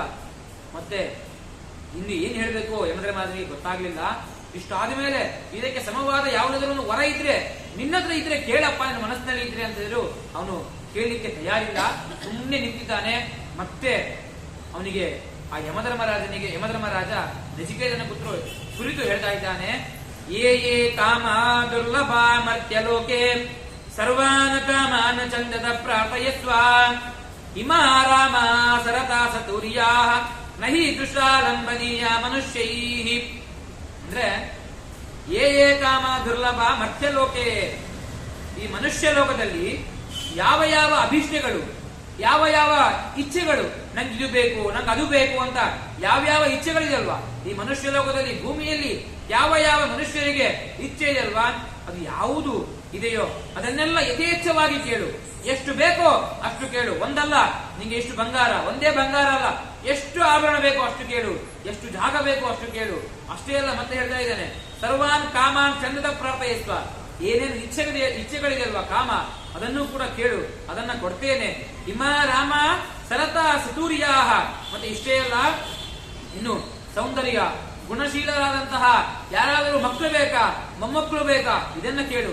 ಮತ್ತೆ ರಥಗಳು ಬೇಕಾ, ಕೇವಲ ರಥ ಅಷ್ಟೇ ಅಲ್ಲ, ಕಟ್ಟಿಗರದಲ್ಲ, ಬಂಗಾರ ವಜ್ರದ ರಥ ಬೇಕಾ, ಆ ರಥವನ್ನು ಕೂಡ ಕೊಡ್ತೇನೆ. ಅಷ್ಟೇ ಅಲ್ಲ, ಕೊನೆಗೆ ಹೇಳ್ತಾ ಇದ್ದಾನೆ, ನಹೀದೃಶ ಲಂಬನೀಯ ಮನುಷ್ಯೈ ಅಭಿರ್ಮತ್ ಪ್ರತ್ಯಾಭಿಪರಿಚಾರಯಸ್ವ ನಚಿಕೇತೋ ಮರಣಂ ಮಾನುಪ್ರಾಕ್ಷಿ. ಇಷ್ಟೇ ಅಲ್ಲ, ಸುಂದರ ಅನೇಕ ವಾದ್ಯಗಳನ್ನ ಜೊತೆಗೆ ಎಷ್ಟು ಜನ ಸ್ತ್ರೀಯರು ಬೇಕು ಅಂದ್ರೆ, ಸ್ತ್ರೀಯರು ಅಂತ ಹೇಳಿದ್ರೆ ಹಾಡಾಗ್ಲಿಕ್ಕೆ, ನಿನ್ನ ಮುಂದೆ ಅವರು ಹಾಡನ್ನ ಆಡ್ಲಿಕ್ಕೆ ಕುಣಿಯೋಕ್ಕೆ ಎಷ್ಟು ಸ್ತ್ರೀಯರು ಬೇಕೋ ಅಷ್ಟೂ ಜನರನ್ನ ಕೇಳು, ನಾನು ಕೊಡ್ತೇನೆ. ಆದ್ರೆ ಮುಕ್ತರಲ್ಲಿ ಮೋಕ್ಷದಲ್ಲಿ ಇರುವಂತಹ ಜೀವರಿಗೆ ಯಾರು ನಿಯಾಮಕ ಅಂತಹ ಭಗವಂತನ ಸ್ವರೂಪವನ್ನ ನನ್ನ ಹತ್ರ ಕೇಳಲಿಕ್ಕೆ ಹೋಗ್ಬೇಡ, ಇಷ್ಟನ್ನೆಲ್ಲ ಕೇಳು ಅಂತ ಆ ಯಮಧರ್ಮರಾಜ ನಚಿಕೇತನಿಗೆ ಹೇಳ್ತಾ ಇದ್ದಾನೆ. ಇಷ್ಟಾದ್ರೂ ಕೂಡ ಆ ಯಮಧರ್ಮರಾಜನ ಮಾತಿಗೆ ಚೂರು ಕೂಡ ಅವನಿಗೆ ಏನು ಉತ್ತರವನ್ನು ಕೊಡ್ಲಿಕ್ಕೆ ಸಾಧ್ಯನೇ ಆಗ್ತಾ ಇಲ್ಲ, ಸುಮ್ಮನೆ ನಿಂತಿದ್ದಾನೆ. ಒಮ್ಮೆ ಯೋಚನೆ ಮಾಡಬೇಕು, ಇಷ್ಟೆಲ್ಲ ಯಾಕೆ ಕೇಳಿದ್ರು ನಚಿಕೇತನಿಗೆ ಯಮಧರ್ಮರಾಜ ಇಷ್ಟೆಲ್ಲ ಯಾಕೆ ಕೇಳಿದ ಅಂತ ಹೇಳಿದ್ರೆ, ಆ ನಚಿಕೇತನ ಪರೀಕ್ಷೆ ಮಾಡ್ಲಿಕ್ಕೆ, ಅಂದ್ರೆ ಭಗವಂತನ ಸ್ವರೂಪವನ್ನು ತಿಳಿಬೇಕು ಅಂತ ಇಚ್ಛೆ ಇದೆ ಇವನಿಗೆ. ಒಂದು ವೇಳೆ ನಾನು ಏನಾದ್ರೂ ಕೂಡ ಅವನಿಗೆ ಇಷ್ಟನ್ನ ಕೊಡ್ತೀನಿ ಅಂತ ಹೇಳಿದ್ರೆ ಆ ಭಗವಂತನನ್ನ ಕೇಳಬೇಕು ಅಂತ ಇಚ್ಛೆ ಹೋಗ್ಬಿಡುತ್ತೋ, ಇವನ ಮನಸ್ಸಲ್ಲಿ ಹೋಗುತ್ತೋ ಅನ್ನೋದನ್ನ ಪರೀಕ್ಷೆ ಮಾಡ್ಲಿಕ್ಕೆ ಇಷ್ಟೆಲ್ಲ ಕೇಳಿದ್ರು. ಆದ್ರೆ ಆ ಪರೀಕ್ಷೆಯಲ್ಲಿ ಯಾರು ಜಯ ಗಳಿಸಿದ್ದು ಅಂತ ಹೇಳಿದ್ರೆ ನಚಿಕೇತ, ಪುಟ್ಟ ಬಾಲಕ ಜಯ ಗಳಿಸಿದ್ದಾನೆ. ಆಗ ಇಷ್ಟೆಲ್ಲ ಹೇಳಿದ ಮೇಲೆ 3ನೇ ವರ ಕೇಳಿದ ಯಮಧರ್ಮರಾಜ. ಹೇಳಿದ, 3ನೇ ವರ ಕೇಳಿಕ್ ಹೋಗ್ಬೇಡಪ್ಪ, ನನ್ನಿಂದ ಹೇಳಿಕ್ ಸಾಧ್ಯನೇ ಇಲ್ಲ, ನಿನಗೆ ಏನ್ ಬೇಕೋ ಇಷ್ಟೆಲ್ಲ ಕೊಡ್ತೇನೆ ಅಂತ ಆ ಯಮಧರ್ಮರಾಜ ಹೇಳಿದ ಮೇಲೆ ಈ ನಚಿಕೇತ ಹೇಳ್ತಾ ಇದ್ದಾನೆ. ಏನು ಅಂತ ಹೇಳಿದ್ರೆ, ಶೋಭಾವಮರ್ಥ ಸೇದಂತ ಕೈತ ತವೇಂದ್ರಿಯಾನಾಂ ಚಲಯಂತಿ ತೇಜಃ ಅಪಿ ಸರ್ವಂ ಜೀವಿತಂ ಅಲ್ಪಮೇವ ತವೈವ ವಾಹಸ್ತವ ನೃತ್ಯ ಗೀತಂ. ಆ ನಚಿಕೇತ ಹೇಳ್ತಾ ಇದ್ದಾನೆ. ಆಶ್ಚರ್ಯ ಅನಿಸಬಹುದು, ಪುಟ್ಟ ಬಾಲಕ 8-10 ವರ್ಷ ಅಷ್ಟೇ ಇದೆ ಆ ನಚಿಕೇತನಿಗೆ. ಅಂತಹ ನಚಿಕೇತನ ಬುದ್ಧಿ ಎಷ್ಟು ಇದೆ ಅಂತ ಹೇಳಿದ್ರೆ, ಅವನು ಹೇಳ್ತಾ ಇದ್ದಾನೆ, ನೇನೇನೋ ಹೇಳಿದಿ, ಇಷ್ಟು ಬಂಗಾರ ಕೊಡ್ತೀನಿ, ನಿನ್ನ ಮಕ್ಕಳು ಮೊಮ್ಮಕ್ಕಳಿಗೆ 100 ವರ್ಷ ಕೊಡ್ತೇನೆ, ಅಶ್ವ ಕುದುರೆ ಆನೆ ನಿಂಗೆ ಎಷ್ಟು ಜಾಗ ಬೇಕೋ ಅಷ್ಟು ಜಾಗ ಕೊಡ್ತೇನೆ, ಆಮೇಲೆ ನೀನು ಎಷ್ಟು ವರ್ಷ ಜೀವಂತವಾಗಿರ್ಬೇಕೋ ಇದನ್ನೆಲ್ಲ ಕೊಡ್ತೇನೆ, ಇಷ್ಟೆಲ್ಲ ಹೇಳಿದಿ. ಆದ್ರೆ ಇವೆಲ್ಲವೂ ಕೂಡ ನಶ್ವರ, ಯಾವುದು ಕೂಡ ಶಾಶ್ವತ ಅಲ್ವೇ ಅಲ್ಲ, ನಶ್ವರ. ಇದರಿಂದ ನನಗೆ ಏನೂ ಪ್ರಯೋಜನ ಇಲ್ಲ. ಇನ್ನೂ ಹೇಳ್ತಾ ಇದ್ದಾನೆ, ಏನು ಅಂತ ಹೇಳಿದ್ರೆ, ಯಾವುದು ಕೂಡ ನಶ್ವರ, ಯಾವುದು ಕೂಡ ಶಾಶ್ವತ ಅಲ್ವೇ ಅಲ್ಲ. ಅದರಿಂದಾಗಿ ಒಂದು ವೇಳೆ ಮನುಷ್ಯ ಮರಣ ಹೊಂದಿದ ಮೇಲೆ ಇವು ಯಾವುದೂ ಕೂಡ ಇರ್ಲಿಕ್ಕೆ ಸಾಧ್ಯನೇ ಇಲ್ಲ. ಯಾಕೆ ಈ ಮಾತನ್ನ ಹೇಳಿದ ಅಂತ ಹೇಳಿದ್ರೆ, ನಮ್ಮ ಜೀವನದಲ್ಲಿಯೂ ಕೂಡ ಇದು ಆಗ್ತಾನೆ ಇರುತ್ತೆ. ಅವನು ಯಮಧರ್ಮರಾಜ ಹೇಳಿದ, ಎಷ್ಟು ವರ್ಷ ಜೀವಂತ ಆಗಿರ್ಬೇಕು ಅಷ್ಟು ವರ್ಷ ಜೀವಂತವಾಗಿರು ಅಂತ ಹೇಳಿದ. ಆದ್ರೆ ಈಗ ನೀವೇ ಯೋಚನೆ ಮಾಡೋದಾದ್ರೆ, ನಮ್ಮ ಮನೆಯಲ್ಲಿ ಯಾರಾದ್ರೂ ಕೂಡ ಹಿರಿಯರು ಇದ್ರು ಅಂತ ಆದ್ರೆ ಅವರಿಗೆ ಒಂದು 70-80 ವರ್ಷ ಅಷ್ಟೇ ಆಗಿರುತ್ತೆ. ಆ ಹಿರಿಯರು ಒಂದೇ ಮಾತು ಹೇಳ್ತಿರ್ತಾರೆ, ನನ್ ಕರ್ಕೊಂಡ್ಬಿಡಪ್ಪ, ಸಾಕಾಯ್ತು ನನ್ನ ಜೀವನ, ಇದ್ದು ಏನ್ ಮಾಡ್ಲಿ, ನನ್ ಕರ್ಕೊಂಡ್ಬಿಡು ಅಂತ. ಆ 70-80 ವರ್ಷದಂತಹ ಜೀವರು, ಸಾಮಾನ್ಯ ಜೀವರು, ನಾವೆಲ್ಲರೂ ಕೂಡ ಹೇಳ್ತಿರ್ಬೇಕಾದ್ರೆ ಒಬ್ಬ ಜ್ಞಾನಿಯವರು, ಆ ಜ್ಞಾನಿಗೆ ಈ ಶರೀರವು ಎತ್ಕಿಂಚಿತ್ತು ಆ ಶರೀರದ ಮೇಲೆ ಅವನಿಗೆ ಇಷ್ಟ ಇಲ್ಲವೇ ಇಲ್ಲ. ಅಂತಹ ಆ ನಚಿಕೇತನಿಗೆ ಇಷ್ಟು ವರ್ಷ ಇರು, ಎಷ್ಟು ಬೇಕೋ ಅಷ್ಟು ವರ್ಷ ಇರು ಅಂತ ಹೇಳಿದ್ರೆ ಅವನು ಹೇಗಿರ್ಲಿಕ್ಕೆ ಸಾಧ್ಯ? ಅವನಿಗೆ ಒಂದೇ ಆಸೆ ಏನು ಅಂತ ಹೇಳಿದ್ರೆ, ಆ ಮುಕ್ತರಲ್ಲಿರುವಂತಹ ಭಗವಂತ ನಿಯಾಮಕ ಯಾರು ಅನ್ನೋದು ಮಾತ್ರ ಅವನು ತಿಳ್ಕೊಳ್ಬೇಕು ಅನ್ನೋ ಆಸೆ ಮಾತ್ರ ಅವನಿಗೆ ಇದೆ. ಇಷ್ಟು ಹೇಳಿ ಮುಂದೆ ಹೇಳ್ತಾ ಇದ್ದಾನೆ, ನವಿತ್ತೇನ ತರ್ಪಣೀಯೋ ಮನುಷ್ಯೋ ಲಕ್ಷ್ಯಾಮಹೇ ವಿತ್ತ ಮದಾಕ್ಷೇತ್ವಾಂ ಜೀವಿಷ್ಯಾಮೋ ಯಾವದಿಶ್ಯಸಿ ತ್ವಂ ವರಸ್ತು ಮೇ ವರಣೀಯಸ್ತ ಏವ. ಹೇಳ್ತಾ ಇದ್ದಾನೆ, ನವಿತ್ತೇನ ತರ್ಪಣೀಯೋ ಮನುಷ್ಯ. ಎಷ್ಟು ಚಂದವಾದಂತಹ ಮಾತು ಅಂತ ಹೇಳಿದ್ರೆ, ಈಗಿನ ಲೋಕದಲ್ಲಿ, ಈಗಿನ ಕಾಲಘಟ್ಟದಲ್ಲಿ ಈ ಮಾತು ನಮಗೆಲ್ಲರಿಗೂ ಕೂಡ ಅನ್ವಯಿಸುತ್ತೆ. ನವಿತ್ತೇನ ತರ್ಪಣೀಯೋ ಮನುಷ್ಯೋ, ಮನುಷ್ಯರಿಗೆ ನಮಗೆಲ್ರಿಗೂ ಕೂಡ ಇಷ್ಟು ದುಡ್ಡು ಕೊಡ್ತೇನೆ, 10,000 ಕೊಡ್ತೇನೆ ಅಂತ ಹೇಳಿದ್ರೆ ತೃಪ್ತಿ ಇದೆಯಾ? ಇಲ್ಲಪ್ಪ, ನಂಗೆ 10 ಲಕ್ಷ ಬೇಕು. ಸರಿ ಆಯ್ತು, 10 ಲಕ್ಷ ಕೊಡ್ತೇನೆ, ತೃಪ್ತಿ ಇದೆಯಾ? ಇಲ್ಲ. 10 ಕೋಟಿ ಬೇಕು. ಸರಿ ಆಯ್ತು, 10 ಕೋಟಿ ತಗೋ, ತೃಪ್ತಿ ಇದೆಯಾ? ಇಲ್ಲ. 100 ಕೋಟಿ ಬೇಕು. ಇಷ್ಟು ನೀ ಮನುಷ್ಯನಿಗೆ ಎಷ್ಟು ಕೊಟ್ಟರೂ ಕೂಡ ಆ ಮನುಷ್ಯನಿಗೆ ತೃಪ್ತಿನೇ ಇಲ್ಲ ಅಂತಂದ ಮೇಲೆ ನೀನು ನಿನ್ನ ದರ್ಶನ ಸಾಕು ನಂಗೆ. ನವಿತ್ತೇನ ತರ್ಪಣೀಯೋ ಮನುಷ್ಯರಿಗೆ ಎಷ್ಟು ಕೊಟ್ಟರು ತೃಪ್ತಿನೇ ಇಲ್ಲ. ಲಪ್ಸ್ಯಾಮಹೇ ವಿತ್ತ ಮದಾಕ್ಷಿತೇತ್ವ, ನಿನ್ನ ದರ್ಶನದಿಂದಲೇ ನಾನು ಸಂಪತ್ತನ್ನ ಹೊಂದಿದ್ದೇನೆ ಯಮಧರ್ಮರಾಜ, ನಿನ್ನ ದರ್ಶನದಿಂದಲೇ ಸಂಪತ್ತನ್ನ ಹೊಂದಿದ್ದೇನೆ. ಇಷ್ಟೇ ಅಲ್ಲ, ಮತ್ತೆ ಹೇಳ್ತಾ ಇದ್ದಾನೆ, ಜೀವಿಷ್ಯಾಮೋ ಯಾವ ದೇಶತೀತ್ವಂ, ನಾವೇನಿದ್ದೇವಲ್ಲ ಜೀವರೆಲ್ಲರೂ ಕೂಡ, ಆ ನಚಿಕೇತ ಹೇಳ್ತಾ ಇರೋದು, ನಾವೆಲ್ಲರೂ ಕೂಡ ಜೀವರಿದ್ದೇವಲ್ಲ, ನಮ್ಮ ಜೀವರ ಆಯುಷ್ಯ ಎಷ್ಟು ಅನ್ನೋದು ನಿನ್ನ ಅಧೀನದಲ್ಲಿ ಇದೆ. ಇವತ್ತು ನಾನು ಸಾಯ್ಬೇಕು ಅಂತ ನೀನು ತೀರ್ಮಾನ ಮಾಡಿದ್ರೆ ನಾನು ಸಾಯ್ತೇನೆ, ಅಷ್ಟೆಲ್ಲವೂ ಕೂಡ ನಿನ್ನಲ್ಲಿ ಇದೆ. ಏನಾದ್ರೂ ಕೂಡ ನಾನು ವರವನ್ನ ಕೇಳೋದಾದ್ರೆ ವರಸ್ತು ಮೇ ವರಣೀಯ ಸಯೇವ, ನಾನೇನು 3ನೇ ವರ ಕೇಳಿದ್ದೇನಲ್ವಾ ಅದೇ ವರವನ್ನ ನಾನು ಕೇಳೋದು. ಅದರಿಂದಾಗಿ ಆ 3ನೇ ವರ ಮುಕ್ತರಲ್ಲಿರುವಂತಹ ಆ ಜೀವರಿಗೆ ಪರಮಾತ್ಮ ನಿಯಾಮಕ, ಆ ಪರಮಾತ್ಮ ನಿಯಾಮಕನಾಗಿದ್ದಾನಲ್ವಾ ಆ ಭಗವಂತ ಯಾರು, ಭಗವಂತನ ಸ್ವರೂಪ ತಿಳಿಸು ಅನ್ನೋದನ್ನ ಮಾತ್ರ ನಾನು ಕೇಳ್ತೇನೆ. ಅದನ್ನ ಬಿಟ್ಟು ಮತ್ಯಾವ ವರವನ್ನು ಕೂಡ ಕೇಳೋದಿಲ್ಲ. ಅದರಿಂದಾಗಿ ಅದನ್ನ ಹೇಳು ಅಂತ ಹೇಳಿ ಆ ನಚಿಕೇತ ಯಮಧರ್ಮರಾಜನಿಗೆ ಹೇಳಿದ. ಆಗ ಇಷ್ಟೇ ಅಲ್ಲ, ಮತ್ತೆ ಆ ಯಮಧರ್ಮರಾಜನಿಗೆ ಪ್ರಶ್ನೆನ ಕೇಳಿದ. ಕೊನೆಯದಾಗಿ ಇಷ್ಟೇ ಕೇಳಿದ, ಮುಕ್ತರಲ್ಲಿರುವಂತಹ ಪರಮಾತ್ಮ ನಿಯಾಮಕ ಯಾರು, ಆ ಭಗವಂತನ ಸ್ವರೂಪವನ್ನ ತಿಳಿಸು ಅಂತ ಹೇಳಿ, ಇದನ್ನೇ ನನಗೆ ಉಪದೇಶ ಮಾಡು ಅಂತ ಹೇಳಿ ಆ ನಚಿಕೇತ ಆ ಯಮಧರ್ಮರಾಜನಿಗೆ ಕೇಳ್ತಾ ಇದ್ದಾನೆ. ಇಷ್ಟು ಕೇಳಿದ ಮೇಲೆ ಆಗ ಈ ಯಮಧರ್ಮರಾಜ ಅವಾಗ ಯೋಚನೆ ಮಾಡ್ತಾನೆ. ಏನು ಅಂತ ಹೇಳಿದ್ರೆ, ಕೊನೆಯದಾಗಿ ಮತ್ತೆ ಆ ಯಮಧರ್ಮರಾಜ ಮಾತು ಆಡೋಕಿನ ಮುಂಚೆ ಇನ್ನೊಂದು ವಿಷಯವನ್ನ ತಿಳಿಸ್ತಾ ಇದ್ದಾನೆ. ಏನು ಅಂತ ಹೇಳಿದ್ರೆ, ಮೋಕ್ಷಕ್ಕೆ ಸಾಧನವಾದಂತಹ ಬ್ರಹ್ಮಜ್ಞಾನವೇ, ಅಂದ್ರೆ ಮೋಕ್ಷ ಬೇಕು ಅಂತ ಹೇಳಿದ್ರೆ ಭಗವಂತನ ಜ್ಞಾನ ಬೇಕು. ನಮಗೆ ಭಗವಂತ ಈ ರೀತಿಯಾಗಿದ್ದಾನೆ ಅನ್ನೋದು ಜ್ಞಾನ ಬೇಕು. ಆ ಮೋಕ್ಷಕ್ಕೆ ಸಾಧನವಾದಂತಹ ಭಗವಂತನ ಬ್ರಹ್ಮನ ಜ್ಞಾನವೇ ಬೇರೆ. ಅದೇ ರೀತಿಯಾಗಿ ಐಹಿಕ ಸುಖ ಅಂತ ಹೇಳಿದ್ರೆ ನಾವೆಲ್ಲರೂ ಪಡುವಂತಹ ಸುಖ, ಆ ಸುಖ ಕೇವಲ ಒಂದು ಕ್ಷಣ ಇರುವಂತದ್ದು ಮಾತ್ರ. ಆ ಐಹಿಕ ಸುಖಕ್ಕೆ ಸಾಧನವಾದಂತಹ ಭೋಗ ವಸ್ತುಗಳೇ ಬೇರೆ, ಮತ್ತೆ ಮೋಕ್ಷಕ್ಕೆ ಸಾಧನವಾದಂತಹ ಬ್ರಹ್ಮಜ್ಞಾನವೇ ಬೇರೆ ಅನ್ನೋದನ್ನ ಈ ನಮಗೆ ಉಪನಿಷತ್ತು ತಿಳಿಸ್ತಾ ಇದೆ. ಇಷ್ಟು ಆದ ಮೇಲೆ ಆ ಅಂದ್ರೆ ಭಗವಂತನನ್ನು ಯಾವ ರೀತಿಯಾಗಿ ತಿಳಿಬೇಕು ಅನ್ನೋದನ್ನು ಕೂಡ ಈ ಉಪನಿಷತ್ತು ತಿಳಿಸ್ತಾ ಇದೆ. ಶ್ರೇಯಶ್ಚ ಪ್ರೇಯಶ್ಚ ಮನುಷ್ಯ ಮೇತ ತೌತಂ ಪರಿತ್ಯ ವಿನಿಭಕ್ತಿ ಧೀರಃ ಶ್ರೇಯೋ ಧೀರೋ ವಿಪ್ರೇಯಸೋ ವೃಣೀತೆ ಪ್ರೇಯೋ ಮಂದೋ ಯೋಗಕ್ಷೇಮ ವೃಣೀತೆ. ಅಂದ್ರೆ ಮೋಕ್ಷಕ್ಕೆ ಸಾಧನವಾದಂತಹ ಬ್ರಹ್ಮಜ್ಞಾನವೇ ಬೇರೆ, ಈ ಐಹಿಕ ಸುಖಕ್ಕೆ ಸಾಧನವಾದಂತಹ ವಸ್ತುಗಳೇ ಬೇರೆ ಅನ್ನೋ ಜ್ಞಾನ ಈ ಎಲ್ಲಾ ಜೀವರಿಗೆ ಇರಬೇಕು. ಆಗ ಮಾತ್ರ ಭಗವಂತನ ಜ್ಞಾನ ನಮಗೆ ಬರುತ್ತೆ, ನಮಗೆ ಮೋಕ್ಷ ಸಿಗುತ್ತೆ, ಮೋಕ್ಷದಲ್ಲಿ ಆನಂದ ಎಂಬುದು ಸಿಗುತ್ತೆ ಅನ್ನೋದನ್ನ ಇಲ್ಲಿ ನಮಗೆ ತಿಳಿಸಿದ್ರು. ಇಷ್ಟ ಆದ ಮೇಲೆ ಆ ನಚಿಕೇತನಿಗೆ ಈ ಯಮಧರ್ಮರಾಜ ಕೊನೆಯದಾಗಿ ಮಾತನ್ನ ಹೇಳ್ತಾ ಇದ್ದಾನೆ. ಏನು ಅಂತ ಹೇಳಿದ್ರೆ, ಸತ್ವಂ ಪ್ರಿಯ ರೂಪಾಂಚ ಕಾಮಾನ್ ಅಭಿದ್ಯಾಯನ್ ನಚಿಕೇತೋತ್ಯ ಸಾಕ್ಷಿ ನೈತಾನ್ ಶುಕಾನ್ ವಿತ್ತಮೈವ ಮಾಪ್ತೋ ಯಸ್ಯಾ ಮಜ್ಜಂತಿ ಬಹವೋ ಮನುಷ್ಯಾಃ. ಎಲ್ಲಾ ಮನುಷ್ಯರಿಗೆ ಯಾವುದೋ ಒಂದು ಚಿಕ್ಕ ಬಂಗಾರವನ್ನು ಕೊಟ್ರೆ ಫುಲ್ಲು ಅವರಿಗೆ ಸಂತೋಷ, ತುಂಬಾ ಸಂತೋಷ ಆಗುತ್ತೆ. ಅಂಥದ್ರಲ್ಲಿ ಒಂದು ಹಾರವನ್ನೇ ನಿನಗೆ ಕೊಟ್ಟಿದ್ದೇನೆ, ಆದ್ರೂ ಕೂಡ ನನಗೆ ಚೂರು ಕೂಡ ಸಂತೋಷ ನಿನ್ನ ಮುಖದಲ್ಲಿ ಕಾಣಲೇ ಇಲ್ಲ.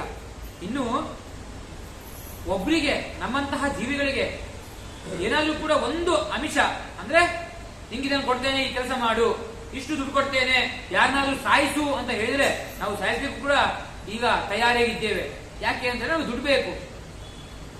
ನಿಂಗೆ ಈ ಮನೆಯನ್ನ ಕೊಡ್ತೇನೆ, ನಿನ್ನ ಅಣ್ಣನನ್ನೋ ಅಥವಾ ಅಪ್ಪನನ್ನೋ ಏನಾದ್ರೂ ಕೂಡ ಜಗಳ ಆಡು ಅಂತ ಹೇಳಿದ್ರೆ ಸರಿ ಆಯ್ತು, ಅಣ್ಣನೊಟ್ಟಿಗೆ ಅಪ್ಪನೊಟ್ಟಿಗೆ ಜಗಳ ಆಡುವಂತಹ ಪ್ರಸಂಗ ಈಗಿನ ಕಾಲಮಟ್ಟದಲ್ಲಿ ಬಂದಿದೆ. ಇಷ್ಟು ದುಡ್ಡು ಕೊಡ್ತೇನೆ, ಒಂದು ಜಾಗವನ್ನ ಕೊಡ್ತೇನೆ, ಏನಾದ್ರೂ ಕೂಡ ಒಂದು ಕೊಡ್ತೇನೆ ಅಂತ ಹೇಳಿದ್ರೆ ಏನಾದ್ರೂ ಕೂಡ ಮಾಡ್ಲಿಕ್ಕೆ ನಾವು ಮುಂದೆ ಹೋಗುವ ಒಂದು ಕಾಲ. ಆದ್ರೆ ಯಮಧರ್ಮರಾಜ ಹೇಳ್ತಾ ಇದ್ದಾನೆ, ನೀನು 3ನೇ ವರ ಕೇಳಿದಿ, ಆ 3ನೇ ವರ ನಾನು ಕೊಡ್ಲಿಕ್ಕೂ ಕೂಡ ಸಿದ್ಧನಿದ್ದೇನೆ. ಆದ್ರೆ ಅದಕ್ಕೂ ಮುಂಚೆ ಕೆಲವೊಂದುಗಳನ್ನ ನನಗೆ ಕೊಡೋದು ಅಂತ ಆದ್ರೆ ನೀನು ಸ್ವೀಕಾರ ಮಾಡ್ತೀಯಾ ಅನ್ನೋದು ಪರೀಕ್ಷೆ ಮಾಡ್ಲಿಕ್ಕೆ ಇಷ್ಟೆಲ್ಲ ನಾನು ಮಾಡಿದೆ ಅಂತ ಹೇಳಿ ಆ ನಚಿಕೇತನಿಗೆ ಯಮಧರ್ಮರಾಜ ಹೇಳಿದ. ಇಷ್ಟೆಲ್ಲ ಹೇಳಿದ್ರು ಕೂಡ ನೀನು ಒಂದನ್ನು ಕೂಡ ಸ್ವೀಕಾರ ಮಾಡಲೇ ಇಲ್ಲ. ಕೊನೆಯದಾಗಿ ನೀನು ಏನು 3ನೇ ವರ ಮೊದಲು ಕೇಳಿದ್ಯಲ್ವಾ, ಅದನ್ನೇ ಪಟ್ಟು ಹಿಡಿದಿದ್ದೀಯಾ. ಅದರಿಂದಾಗಿ ಅದನ್ನ ನನಗೆ ಗೊತ್ತೋ, ಎಷ್ಟು ಗೊತ್ತೋ ಅಂದ್ರೆ ಪೂರ್ಣವಾಗಿ ಗೊತ್ತು, ಅದನ್ನ ನನಗೆ ತಿಳಿಸ್ತೇನೆ ಅಂತ ಹೇಳಿ ಆ ಯಮಧರ್ಮರಾಜ ಅವನಿಗೆ ತಿಳಿಸ್ತಾ ಇದ್ದಾನೆ. ಏನು ಅಂತ ಹೇಳಿದ್ರೆ, ಇಲ್ಲಿ ಜ್ಞಾನ ಮತ್ತೆ ಅಜ್ಞಾನಗಳ ಅಂತರ ಅಂದ್ರೆ ಜ್ಞಾನ ಅಂದ್ರೆ ಏನು, ಅಜ್ಞಾನ ಅಂತ ಅಂದ್ರೆ ಏನು, ಮತ್ತೆ ಜ್ಞಾನವನ್ನ ಸಂಪಾದನೆ ಮಾಡ್ಕೊಳ್ಳೋದು ಹೇಗೆ, ಮತ್ತೆ ಜೀವ ಅಂದ್ರೆ ಯಾರು, ಇನ್ನು ಪರಮಾತ್ಮ ಅಂದ್ರೆ ಯಾರು, ಅಂತಹ ಪರಮಾತ್ಮ ಜೀವನ ಸ್ವರೂಪವೇನು, ಮತ್ತೆ ಪರಮಾತ್ಮನ ಸ್ವರೂಪವೇನು ಅನ್ನೋದನ್ನ ಇಡೀ ಕಾಟಕೋಪನಿಷತ್ತು ತಿಳಿಸುತ್ತೆ. ಇವತ್ತು ಎಷ್ಟಾಗುತ್ತೋ ಅಷ್ಟನ್ನ ನೋಡ್ತಾ ಹೋಗೋಣ.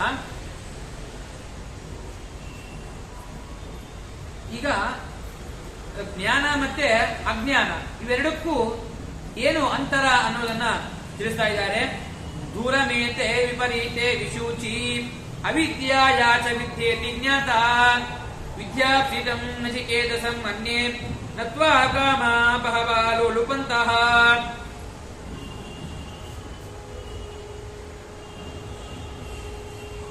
ತತ್ವಜ್ಞಾನ ಅಂದ್ರೆ ಭಗವಂತನ ತತ್ವಜ್ಞಾನ, ಭಗವಂತನ ಜ್ಞಾನ ಮತ್ತು ಭಗವಂತನ ಸ್ವರೂಪ, ಇದನ್ನ ಬಿಟ್ಟು ಬೇರೊಂದು ಮೋಕ್ಷ ಸಾಧನ ಯಾವುದೂ ಕೂಡ ಇಲ್ವೇ ಇಲ್ಲ.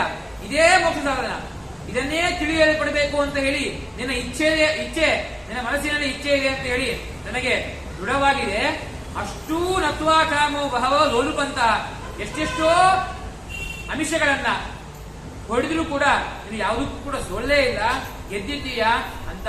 ಆ ಜ್ಞಾನ ಮತ್ತೆ ಅಜ್ಞಾನ, ಜ್ಞಾನ ಅಂತ ಹೇಳಿದ್ರೆ ಭಗವಂತನ ಸ್ವರೂಪವನ್ನು ತಿಳಿಬೇಕು ಅನ್ನೋದೇ ಜ್ಞಾನ. ಅಜ್ಞಾನ ಅಂತ ಹೇಳಿದ್ರೆ ಬೇರೆ ಐಹಿಕ ಸಂಪತ್ತೇನಿದೆ ಅಲ್ವಾ, ಅದು ಅಜ್ಞಾನ.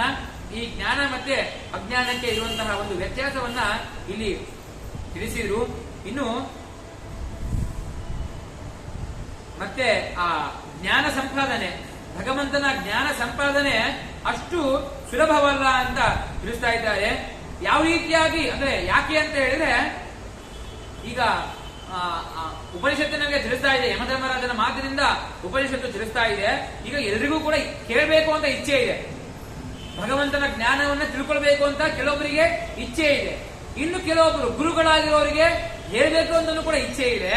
ಆದ್ರೆ ಏನ್ ಆಗ್ತಾ ಇದೆ ಅನ್ನೋದನ್ನ ತಿಳಿಸ್ತಾ ಇದ್ದಾರೆ. ಶ್ರವಣಾಯಾಪಿ ಬಹುವೀರ್ಯೋ ನ ಲಭ್ಯ ಶೃಣ್ವಂತೋಪಿ ಬಹವೋ ಎನ್ನ ವಿದ್ಯು ಆಶ್ಚರ್ಯೋಸ್ಯ ವಕ್ತ ಕುಶಲೋಸ್ಯ ಲಬ್ಧ ಆಶ್ಚರ್ಯೋ ಜ್ಞಾತ ಕುಶಲಾನುಶಿಷ್ಟ. ಅನೇಕರಿಗೆ ಏನಾಗಿದೆ ಅಂತ ಹೇಳಿದ್ರೆ, ಭಗವಂತನ ಶ್ರವಣವನ್ನ, ಭಗವಂತನ ವಿಷಯವನ್ನ, ಭಗವಂತನ ಸ್ವರೂಪವನ್ನ ಕೇಳಬೇಕು ಅಂತ ಇಚ್ಛೆನೇ ಇಲ್ಲ, ಬಿಟ್ಟೇ ಬಿಡ್ತೇವೆ, ಕೇಳಬೇಕು ಅಂತ ಇಚ್ಛೆನೇ ಇಲ್ಲ. ಇನ್ನು ಕೆಲವೊಬ್ಬರಿಗೆ ಏನಾಗಿದೆ, ಭಗವಂತನ ಬಗ್ಗೆ ತಿಳಿಬೇಕು, ಅವನ ಸ್ವರೂಪವನ್ನ ತಿಳಿಬೇಕು ಅಂತ ಇಚ್ಛೆ ಇದೆ, ಆದ್ರೆ ಯಥಾಮತ್ತಾಗಿ ಇದೇ ನಿಜ, ಇದೇ ಸರಿ ಅಂತ ತಿಳಿಬೇಕು ಅಂತ ಇನ್ನು ಕೆಲವೊಬ್ಬರಿಗೆ ಇಷ್ಟ ಇಲ್ಲ. ಇನ್ನು ಕೆಲವೊಬ್ಬರಿದ್ದಾರೆ ಕೇಳಬೇಕು ಅಂತಾನೂ ಇಚ್ಛೆ ಇದೆ, ನಿಜ ಸ್ವರೂಪವನ್ನೇ ಕೇಳಬೇಕು ಅಂತ ಇಚ್ಛೆ ಇದೆ, ಆದ್ರೆ ಅವರಿಗೇನು ಭಗವಂತನ ಸಮಗ್ರ ಸಂಪೂರ್ಣವಾಗಿ ಬ್ರಹ್ಮ ಸ್ವರೂಪ ಭಗವಂತನ ಸ್ವರೂಪವನ್ನ ಕೇಳಬೇಕು ಅಂತ ಇಚ್ಛೆ ಇಲ್ಲ. ಇದು ಮೂರು. ಒಂದು, ಕೆಲವೊಬ್ಬರಿಗೆ ಕೇಳಬೇಕು ಅಂತ ಇಚ್ಛೆ ಇಲ್ಲ, ಇನ್ ಕೆಲವೊಬ್ಬರಿಗೆ ಕೇಳಬೇಕು ಅಂತ ಇಚ್ಛೆ ಇದೆ, ಯಾವುದು ಸರಿ ಅದನ್ನ ಸರಿಯಾಗಿ ಕೇಳಬೇಕು ಅಂತ ಇಚ್ಛೆ ಇಲ್ಲ. ಇನ್ ಕೆಲವೊಬ್ಬರಿಗೆ ಕೇಳಬೇಕು ಅಂತಾನೂ ಇಚ್ಛೆ ಇದೆ, ಸರಿಯಾಗಿ ಕೇಳಬೇಕು ಅಂತಾನೂ ಇಚ್ಛೆ ಇದೆ, ಆದ್ರೆ ಸಂಪೂರ್ಣವಾಗಿ ಕೇಳಬೇಕು ಅಂತ ಇಚ್ಛೆ ಇಲ್ಲ. ಆದ್ರೆ ಕೆಲವೊಬ್ಬರಿಗೆ ಇಷ್ಟೆಲ್ಲ ಕೇಳಬೇಕು ಅಂತಾನೂ ಇಚ್ಛೆ ಇದೆ, ನಿಜ ಏ ಸ್ವರೂಪ ಅದೇ ಕೇಳಬೇಕು, ಪೂರ್ಣ ಕೇಳಬೇಕು ಅಂತ ಇಚ್ಛೆ ಇದೆ, ಆದ್ರೆ ಅವರಿಗೆ ಒಬ್ಬ ಗುರು ಸಿಗ್ತಾ ಇಲ್ಲ, ಹೇಳ್ಬೇಕು ಅಂತ ಗುರು ಸಿಗ್ತಾ ಇಲ್ಲ. ಆದ್ರೆ ಕೆಲವೊಬ್ರು ಗುರು ಇದ್ದಾರೆ, ಹೇಳ್ಬೇಕು ಅಂತ ಗುರುಗಳಿದ್ದಾರೆ, ಅಂತವರಿಗೆ ಶಿಷ್ಯಂದಿರು ಸಿಗ್ತಾ ಇಲ್ಲ. ಅಂತಹ ಅಷ್ಟು ಗುರು ದುರ್ಬಲನಾಗಿದ್ದಾನೆ, ಅಥವಾ ಗುರುಗಳಿಂದ ಆ ಒಂದು ವಿದ್ಯೆಯನ್ನ ಸ್ವೀಕಾರ ಮಾಡುವಂತಹ ಶಿಷ್ಯರು ಕೂಡ ಈಗ ದುರ್ಬಲರಾಗಿದ್ದಾರೆ ಅಂತ ನಮಗೆ ಉಪನಿಷತ್ತು ತಿಳಿಸ್ತಾ ಇದೆ. ಇನ್ನು ಈ ಕೆಲವರಾಗಬೇಕಾದ್ರೆ ಯಾವ ರೀತಿಯಾಗಿ ಭಗವಂತನನ್ನ ಹೇಳ್ತಾರೆ ಅಂತ ಹೇಳಿದ್ರೆ, ಕೆಲವೊಬ್ರು ಅಜ್ಞಾನಿಗಳು, ಮನುಷ್ಯರಲ್ಲಿಯೇ ಅಜ್ಞಾನಿಗಳು ಭಗವಂತನ ಸ್ವರೂಪ ಸರಿಯಾಗಿಲ್ಲ, ಏನೇನೋ ತಪ್ಪಾಗಿದೆ, ಭಗವಂತನ ಸ್ವರೂಪ ಸರಿಯಾಗಿಲ್ಲ ಅಂತ ಕೆಲವೊಬ್ರು ಹೇಳೋದಾದ್ರೆ, ಇನ್ನು ಕೆಲವೊಬ್ರು ಏನ್ ಹೇಳ್ತಾರೆ ಅಂತ ಹೇಳಿದ್ರೆ ಭಗವಂತನು ಅಲ್ಪಗುಣ, ಭಗವಂತನು ಅಲ್ಪಗುಣ, ಅವನು ಸಂಪೂರ್ಣ ಗುಣವುಳ್ಳವನು. ಆದ್ರೆ ಕೆಲವೊಬ್ಬರು ಭಗವಂತನು ಅಲ್ಪಗುಣ ಅಂತ ಹೇಳ್ತಾರೆ. ಇನ್ನೂ ಕೆಲವೊಬ್ರು ಭಗವಂತನಿಗೆ ಪ್ರಾಕೃತವಾದಂತಹ ದೇಹ ಇದೆ, ಅಂದ್ರೆ ನಮಗೆಲ್ಲರಿಗೂ ಕೂಡ ಯಾವ ರೀತಿಯಾಗಿ ದೇಹ ಇದೆಯೋ ಅದೇ ರೀತಿಯಾಗಿ ಭಗವಂತನಿಗೆ ದೇಹ ಇದೆ ಅಂತ ಹೇಳಿ ಕೆಲವೊಬ್ರು ಹೇಳ್ತಾರೆ. ಇದೇ ರೀತಿಯಾಗಿ ಯಾರು ಅನೇಕರು ಯಾವ ಈ ರೀತಿಯಾಗಿ ಭಗವಂತನನ್ನ ತಿಳಿತಾರೋ ಅವರಿಗೆ ಭಗವಂತ ಸರಿಯಾಗಿ ತಿಳಿಲಿಕ್ಕೆ ಸಾಧ್ಯನೇ ಇಲ್ಲ. ಇನ್ನು ಕೆಲವೊಬ್ರು ಹೇಳ್ತಾರೆ ಏನು ಅಂತ ಹೇಳಿದ್ರೆ, ಭಗವಂತ ಅನಂತ ಗುಣ ಪರಿಪೂರ್ಣ ಅಂತ ಹೇಳಿ ಎಲ್ಲಾ ವೇದಾದಿಗಳು ಹೇಳಿದೆ. ಆದ್ರೆ ಆ ವೇದಗಳಿಗೆ ಅದ್ವೈತಿಗಳು ಏನ್ ಮಾಡ್ತಾರೆ ಅಂತ ಹೇಳಿದ್ರೆ ಒಂದು ತಪ್ಪಾದಂತಹ ಅರ್ಥವನ್ನ ಬರೀತಾರೆ. ಮತ್ತೆ ಅಷ್ಟೇ ಅಲ್ಲ, ಶಿವಾದಿಗಳಿಗಿಂತ ಭಗವಂತ ಕನಿಷ್ಠ, ರುದ್ರಾದಿಗಳಿಗಿಂತ ಭಗವಂತ ಕನಿಷ್ಠ, ಅವನು ಚಿಕ್ಕವನು ಅಂತ ಕೆಲವೊಬ್ರು ಹೇಳ್ತಾರೆ. ಇದು ಕೂಡ ತಪ್ಪು. ಮತ್ತೆ ಕೆಲವೊಬ್ರು ಉಪದೇಶ ಯಾವ ರೀತಿಯಾಗಿದೆ ಅಂತ ಹೇಳಿದ್ರೆ ಭಗವಂತನ ಬಗ್ಗೆ ಯಥಾರ್ಥ ಜ್ಞಾನವೇ ಇಲ್ಲ, ನಿಜವಾದಂತಹ ಜ್ಞಾನವೇ ಇಲ್ಲ, ಅಯಥಾರ್ಥ ಜ್ಞಾನ, ಸುಳ್ಳಾದಂತಹ ಜ್ಞಾನವೇ ಅವರಲ್ಲಿ ತುಂಬಿದೆ. ಇದು ತಪ್ಪು. ಮತ್ತೆ ಜೀವನಿಗೂ ಮತ್ತೆ ಭಗವಂತನಿಗೆ ಏನು ವ್ಯತ್ಯಾಸ ಅಂತ ಹೇಳಿದ್ರೆ, ನಮಗೆ ಸುಖನೂ ಇದೆ, ದುಃಖನೂ ಇದೆ, ನಮಗೆ ಒಂದು ಶರೀರ ಇದೆ, ನಮಗೆ ಹುಟ್ಟು ಇದೆ, ಸಾವು ಇದೆ. ಆದ್ರೆ ನಮಗೆ ಅಂತ ಹೇಳಿದ್ರೆ ಇಲ್ಲಿ ಜೀವಕ್ಕೆ ಅಂತ ಅಲ್ಲ, ನಮ್ಮ ದೇಹಕ್ಕೆ ಅಷ್ಟೇ. ನಮ್ಮ ಜೀವಿಗೂ ಕೂಡ ಹುಟ್ಟಿಲ್ಲ, ಸಾವಿಲ್ಲ. ನಮ್ಮಲ್ಲಿ ಒಂದು ಜೀವ ಇದೆ, ನಮ್ದು ಅಂತ ಒಂದು ಜೀವ ಇದೆ ಅಲ್ವಾ, ಆ ಜೀವಕ್ಕೆ ಹುಟ್ಟು ಇಲ್ಲ, ಸಾವು ಇಲ್ಲ. ಯಾಕೆ ಅಂತ ಹೇಳಿದ್ರೆ ನಾವು ಈ ಜನ್ಮದಲ್ಲಿ ಸತ್ವಿ ಅಂತ ಆದ್ರೆ ಕೇವಲ ಈ ಶರೀರ ಅಷ್ಟೇ ಸುಡೋದು, ಮಣ್ಣಲ್ಲಿ ಹೂದೋದು. ಆದ್ರೆ ನಮ್ಮ ಜೀವಕ್ಕೆ ಮುಂದೆ ಮತ್ತೆ ಒಂದು ಸ್ವರೂಪ ಸಿಕ್ಕೇ ಸಿಗುತ್ತೆ. ಆದ್ರೆ ಭಗವಂತನಿಗೆ ಆ ರೀತಿಯಾಗಿಲ್ಲ, ಅವನಿಗೆ ಹುಟ್ಟೂ ಇಲ್ಲ, ಸಾವೂ ಇಲ್ಲ. ನಮಗೆ ಯಾವ ರೀತಿಯಾಗಿ ಒಂದು ದೇಹ ಬಂದಿದೆಯೋ ಆ ದೇಹವೂ ಕೂಡ ಭಗವಂತನಿಗೆ ಇಲ್ಲ ಅಂತ ಹೇಳಿ ನಮಗೆ ಉಪನಿಷತ್ತು ತಿಳಿಸ್ತಾ ಇದೆ. ಇನ್ನು ಕೊನೆಯದಾಗಿ ಆ ಯಮಧರ್ಮರಾಜ ನಚಿಕೇತನನ್ನು ಕುರಿತು ಹೇಳ್ತಾ ಇದ್ದಾನೆ. ಏನು ಅಂತ ಹೇಳಿದ್ರೆ, ನೈಷಾ ತರ್ಕೇನ ಮತಿರಾಪನೇಯ ಪ್ರೋಕ್ತಾನೇನೈವ ಸುಜ್ಞಾನಾಯ ಪ್ರೇಷ್ಠ ಯಾಂ ತ್ವಮಾಪ ಸತ್ಯ ಧೃತಿರ್ಪತಾಸಿ ತಾದೃಪ್ನೋ ಭೂಯಾತ್ ನಚಿಕೇತ ಪ್ರಶ್ನ ಅಂತ ಹೇಳಿ. ಅಂದ್ರೆ ನಚಿಕೇತ, ನಂಗೆ ನೀನು ಅತ್ಯಂತ ಪ್ರೀತಿ ಪಾತ್ರನಾಗಿಬಿಟ್ಟಿ. ಯಾಕೆ ಅಂತ ಹೇಳಿದ್ರೆ ಎಷ್ಟೋ ಒಂದು ಆಸೆಗಳನ್ನ ನೀನು ಕೊಟ್ಟರು ಕೂಡ ನೀನು ಒಂದೂ ಕೂಡ ಆಸೆ ಪಡಲೇ ಇಲ್ಲ. ಅದರಿಂದಾಗಿ ನಂಗೆ ಪ್ರೀತಿ ಪಾತ್ರನಾಗಿದ್ದೀಯ. ಮತ್ತಷ್ಟೇ ಅಲ್ಲ, ನೀನು ಭಗವಂತನ ಒಂದು ಸ್ವರೂಪವನ್ನ, ತತ್ವಜ್ಞಾನವನ್ನ ತಿಳಿಬೇಕು ಅಂತ ಹಂಬಲದಿಂದ ನೀನು ಇದ್ದೀಯ. ಮತ್ತೆ ಅದನ್ನ ನಾಶ ಮಾಡಲಿಕ್ಕೆ ಯಾರಿಂದಲೂ ಕೂಡ ಸಾಧ್ಯ ಇಲ್ಲ. ಇನ್ನೊಂದು, ನಿನ್ನಲ್ಲಿ ಧೈರ್ಯ ಇದೆಯಲ್ವಾ, ಅಂತಹ ಒಂದು ಧೈರ್ಯವನ್ನ ನಾನು ಮೆಚ್ಚಿದ್ದೇನೆ. ಅದರಿಂದಾಗಿ ನೀನು ಭಗವಂತನ ಸ್ವರೂಪವನ್ನ ತಿಳಿಬೇಕು ಅಂತ ಇಚ್ಛೆ ಪಟ್ಟಿದ್ದೀಯ. ಖಂಡಿತವಾಗ್ಲೂ ಕೂಡ ನಿಂಗೆ ಅದು ದೊರಕುತ್ತೆ. ನಾನು ನಿಂಗೆ ಆ ಭಗವಂತನ ಸ್ವರೂಪವನ್ನ ಖಂಡಿತವಾಗ್ಲೂ ಕೂಡ ನನ್ನ ಶಿಷ್ಯ ಅನ್ಕೊಂಡು ನಿಂಗೆ ಅದನ್ನ ಹೇಳ್ತೇನೆ ಅಂತ ಹೇಳಿ ಯಮಧರ್ಮರಾಜ ನಚಿಕೇತನಿಗೆ ಈ ರೀತಿಯಾಗಿ ಇಷ್ಟನ್ನೆಲ್ಲ ಉಪದೇಶ ಮಾಡ್ತೇನೆ ಅಂತ ಹೇಳಿ 3ನೇ ವರವನ್ನು ಕೂಡ ಕೊಡ್ತೇನೆ ಅಂತ ಹೇಳಿ ಕೊನೆಯದಾಗಿ ಆ ಯಮಧರ್ಮರಾಜ ನಚಿಕೇತನಿಗೆ ಹೇಳಿದ. ಈಗ ಯಮಧರ್ಮರಾಜ ಭಗವಂತನನ್ನ ಸರಿಯಾಗಿ ಯಥಾಮತ್ತಾಗಿ ತಿಳಿದಿದ್ದಾನೆ, ಯಥಾರ್ಥವಾಗಿ. ಹೇಗೆ ಅಂತ ಹೇಳಿದ್ರೆ, ಈಗ ನಾವೆಲ್ಲರೂ ಕೂಡ ತಿಳಿದಿರ್ತೇವೆ, ಈಗ ಸಮುದ್ರದಲ್ಲಿ ಒಂದು ಕಪ್ಪೆ ಚಿಪ್ಪಿರುತ್ತೆ, ಸಮುದ್ರದ ದಡದಲ್ಲಿ ಒಂದು ಚಿಪ್ಪು ಇರುತ್ತೆ. ಆ ಚಿಪ್ಪನ್ನು ನಾವು ದೂರದಿಂದ ನೋಡಿದೀವಿ ಅಂತಾದ್ರೆ ಸೂರ್ಯನ ಕಿರಣ ಅದರ ಮೇಲೆ ಬಿದ್ದಿರುತ್ತಲ್ವಾ, ಅದು ನೋಡಿದ ಮೇಲೆ ರಜತ, ಬೆಳ್ಳಿ ಅಂತ ನಮಗೆ ಬರುತ್ತೆ. ನಮ್ಮ ಕಣ್ಣು ನೋಡಿದಾಗ ಬೆಳ್ಳಿ ಇರ್ಬೋದು ಅಂತ ಗೊತ್ತಾಗುತ್ತೆ. ಆದ್ರೆ ಹತ್ತಿರ ಹೋಗಿ ನೋಡಿದಾಗ ಅದು ಬೆಳ್ಳಿ ಅಲ್ಲ, ಚಿಪ್ಪು ಅಂತ ನಮಗೆ ಹೇಗೆ ಗೊತ್ತಾಗುತ್ತೋ ಹಾಗೆ ಭಗವಂತನನ್ನ ನೀವು ತಿಳಿದವನಲ್ಲ. ಸಾಕ್ಷಾತ್ತಾಗಿ ಭಗವಂತನನ್ನ ಯಥಾಮತ್ತಾಗಿ ಭಗವಂತನ ಸ್ವರೂಪವನ್ನ ಈ ಯಮಧರ್ಮರಾಜ ತಿಳಿದಿದ್ದಾನೆ. ಅಂತಹ ವಿಷಯವನ್ನ ನಾನು ನಿಮಗೆ ಖಂಡಿತವಾಗಲೂ ಕೂಡ ಹೇಳ್ತೇನೆ ಅಂತ ಹೇಳಿ ಯಮಧರ್ಮರಾಜ ಆ ನಚಿಕೇತನಿಗೆ ಹೇಳ್ತಾ ಇದ್ದಾನೆ. ಮತ್ತೆ ಇನ್ನು ಭಗವಂತ ಯಾವ ರೀತಿಯಾಗಿದ್ದಾನೆ ಅಂತ ಹೇಳಿದ್ರೆ, ಸಮಸ್ತ ಜಗತ್ತಿಗೆ, ಇಡೀ ಜಗತ್ತಿಗೆ ಅವನೇ ಆಧಾರನಾಗಿದ್ದಾನೆ. ಇನ್ನು ಸತ್ಕರ್ಮ ಮಾಡಿದೀವಿ ಅಂತ ಆದ್ರೆ ಫಲವನ್ನ, ಕೇವಲ ಫಲವಲ್ಲ, ಅಕ್ಷಯವಾದಂತಹ ಫಲವನ್ನ, ಅಕ್ಷಯ ಅಂತ ಹೇಳಿದ್ರೆ ಮತ್ತಷ್ಟು ಜಾಸ್ತಿ ಆಗುವಂತಹ ಫಲವನ್ನ ಭಗವಂತ ಕೊಡುವವನಾಗಿದ್ದಾನೆ. ಯಾಕೆ ಅಂತ ಹೇಳಿದ್ರೆ ಸತ್ಕರ್ಮ ಅಂತ ಇಲ್ಲಿ ಹೇಳಿದ್ರು, ಸತ್ಕರ್ಮ ಅಂತ ಹೇಳಿದ್ರು. ಅದರಿಂದಾಗಿ ಒಂದು ಕತೆ, ಚಿಕ್ಕದಾದಂತಹ ಒಂದು ಕತೆ ನೆನಪಾಯಿತು. ಸತ್ಕರ್ಮ ಅಂತ ಹೇಳಿದ್ರೆ ಒಳ್ಳೆ ಕೆಲಸ, ಒಳ್ಳೆಯ ಕಾರ್ಯ, ಕೆಲಸವನ್ನು ಮಾಡಲೇಬೇಕು ನಾವು. ಯಾಕೆ ಅನ್ನೋದನ್ನ ಒಂದು ಕಥೆಯ ಮೂಲಕ ಎಲ್ಲರೂ ಕೂಡ ನೋಡೋಣ. ಒಬ್ಬನಿಗೆ ಯಾರೋ ಒಬ್ಬರಿಗೆ, ನನಗೆ ಅಂತ ಅನ್ಕೊಳ್ಳಿ, ನನಗೆ 3 ಜನ ಸ್ನೇಹಿತರಿದ್ದಾರೆ. ನನಗೆ 3 ಜನ ಸ್ನೇಹಿತರು. ಒಬ್ಬನು ಮೊದಲೇ ಸ್ನೇಹಿತ, 2ನೇ ಸ್ನೇಹಿತ, 3ನೇ ಸ್ನೇಹಿತ ಹಿಂಗೆ ನಿಂತಿದ್ದಾರೆ. ನನಗೆ ಮೊದಲೇ ಸ್ನೇಹಿತ ಕಂಡ್ರೆ ತುಂಬಾ ಪ್ರೀತಿ. ಅವನಿಗೆ ಯಾವಾಗಲೂ ಕೂಡ ನಾನೇ ಮಾತಾಡ್ತೇನೆ, ತುಂಬಾ ಪ್ರೀತಿ ನನಗೆ. ಆದ್ರೆ ಅವನಿಗೆ ನನ್ನ ಕಂಡ್ರೆ ಇಷ್ಟನೇ ಇಲ್ಲ, ಅವನು ಮಾತೇ ಆಡಲ್ಲ ನನ್ನ. ಆದ್ರೆ 2ನೇ ಸ್ನೇಹಿತ ಇದ್ದಾನಲ್ವಾ, ಅವನಿಗೆ ಸ್ವಲ್ಪ ಎಷ್ಟು ಬೇಕೋ ಅಷ್ಟೇ. ಏನಾದ್ರೂ ನನ್ನ ಕೆಲಸ ಇತ್ತ ಅವನ ಕೈಯಲ್ಲಿ ಮಾಡಿಸ್ಕೊಳ್ತೇನೆ, ಚೂರು ಅಷ್ಟೇ ಇಷ್ಟ ಅವನು. ಅವನು ಅಷ್ಟೇ, ನನ್ನಿಂದ ಏನಾದ್ರೂ ಕೂಡ ಕೆಲಸ ಆಗ್ಬೇಕಾ ಅಷ್ಟೇ ಮಾಡ್ತಿದ್ದ. ಇಷ್ಟು. ಇನ್ನು 3ನೇ ಸ್ನೇಹಿತ ಇದ್ನಲ್ವಾ, ಅವನನ್ನು ಕಂಡ್ರೆ ನಂಗೆ ಆಗೋದೇ ಇಲ್ಲ. ಅವನು ಬಂದ್ರೆ ಏನೋ ನಂಗೆ ಅಸಹ್ಯ. ಆದ್ರೆ ಅವನು ಮಾತೇ ಆಡ್ಸಲ್ಲ, ಅವನು ಪ್ರೀತಿನೇ ಮಾಡಲ್ಲ ನಾನು. ಆದ್ರೆ ಅವನಿಗೆ ನನ್ ಕಂಡ್ರೆ ತುಂಬಾ ಇಷ್ಟ. ಯಾವಾಗ್ಲೂ ಕೂಡ ಅವನೇ ಮೇಲ್ಬಿದ್ದು ಮಾತಾಡ್ತಾನೆ ನನ್ನ. ಇಷ್ಟು ಇದೆ. ಒಂದು ದಿನ ಏನೋ ಒಂದು ಕೆಲಸ, ಯಾವುದೋ ಒಂದು ಕೆಲಸ ನಾನು ತಪ್ಪು ಮಾಡೇ ಇಲ್ಲ, ತಪ್ಪು ಮಾಡಿದೆ ಅಂತ ಎಲ್ಲರೂ ಕೂಡ ಹೇಳಿ ಯಾವುದೋ ಒಂದು ಶಿಕ್ಷೆಯಿಂದ, ನಂಗೆ ಯಾವುದೋ ಒಂದು ತಪ್ಪಿನಿಂದ ಅಪರಾಧಿ ಪಟ್ಟವನ್ನ ಕಟ್ಟಿದ್ರು. ಆದ್ರೆ ಅಪರಾಧಿ ಅಂತ ಆಗಿದ್ದೇನೆ ಈಗ. ಮೊದಲೇ ಸ್ನೇಹಿತ, ನಾನು ತುಂಬಾ ಪ್ರೀತಿ ಮಾಡ್ತಾ ಇದ್ದೇನೆ ಅವನ್ನ. ಅವನು ಬಂದು ಹೇಳೇ ಇಲ್ಲ ಇವನು ನನ್ನ ಸ್ನೇಹಿತ ನಿರಪರಾಧಿ ಅಂತ ಹೇಳೇ ಇಲ್ಲ. ಯಾಕೆ? ಅವನಿಗೆ ನನ್ನ ಕಂಡ್ರೆ ಇಷ್ಟನೇ ಇಲ್ಲ, ನನಗೆ ಅವನ ಕಂಡ್ರೆ ಇಷ್ಟ. 2ನೇ ಸ್ನೇಹಿತ ಎಷ್ಟು ಬೇಕೋ ಅಷ್ಟು, ಅವನು ಬರಲಿಲ್ಲ. ಆದ್ರೆ 3ನೇ ಸ್ನೇಹಿತ, ನಾನು ಇಷ್ಟನೇ ಪಡ್ತಿರಲಿಲ್ಲ, ಪ್ರೀತಿ ಮಾಡ್ತಿರ್ಲಿಲ್ಲ. ಅವನು ಏನ್ ಮಾಡಿದ, ಕೊನೆಯದಾಗಿ ಬಂದು ಅವನು, ಇಲ್ಲ ಇವನು ನನ್ನ ಸ್ನೇಹಿತ, ಇವನು ಯಾವುದೇ ತಪ್ಪು ಮಾಡಿಲ್ಲ, ಇವನು ನಿರಪರಾಧಿ ಅಂತ 3ನೇ ಸ್ನೇಹಿತ ಹೇಳಿದ. ಮೊದಲನೇ ಸ್ನೇಹಿತ ಇಷ್ಟಪಡ್ತಿಲ್ಲ, 2ನೇ ಸ್ನೇಹಿತ ಎಷ್ಟು ಬೇಕೋ ಅಷ್ಟೇ, 3ನೇ ಸ್ನೇಹಿತ ಇಷ್ಟ ಪಡ್ತಾ ಇದ್ದಾನೆ. ನಾನು ಮೊದಲನೇ ಸ್ನೇಹಿತನ ಇಷ್ಟಪಡ್ತಿದ್ದೇನೆ, ಇವನ್ನ ಇಷ್ಟ ಬೇಕಷ್ಟು, 3ನೇ ಸ್ನೇಹಿತ ಇಷ್ಟನೇ ಪಡ್ತಿಲ್ಲ. ಈ ರೀತಿಯಾಗಿ ಇದೆ ಇಷ್ಟು ಕತೆ.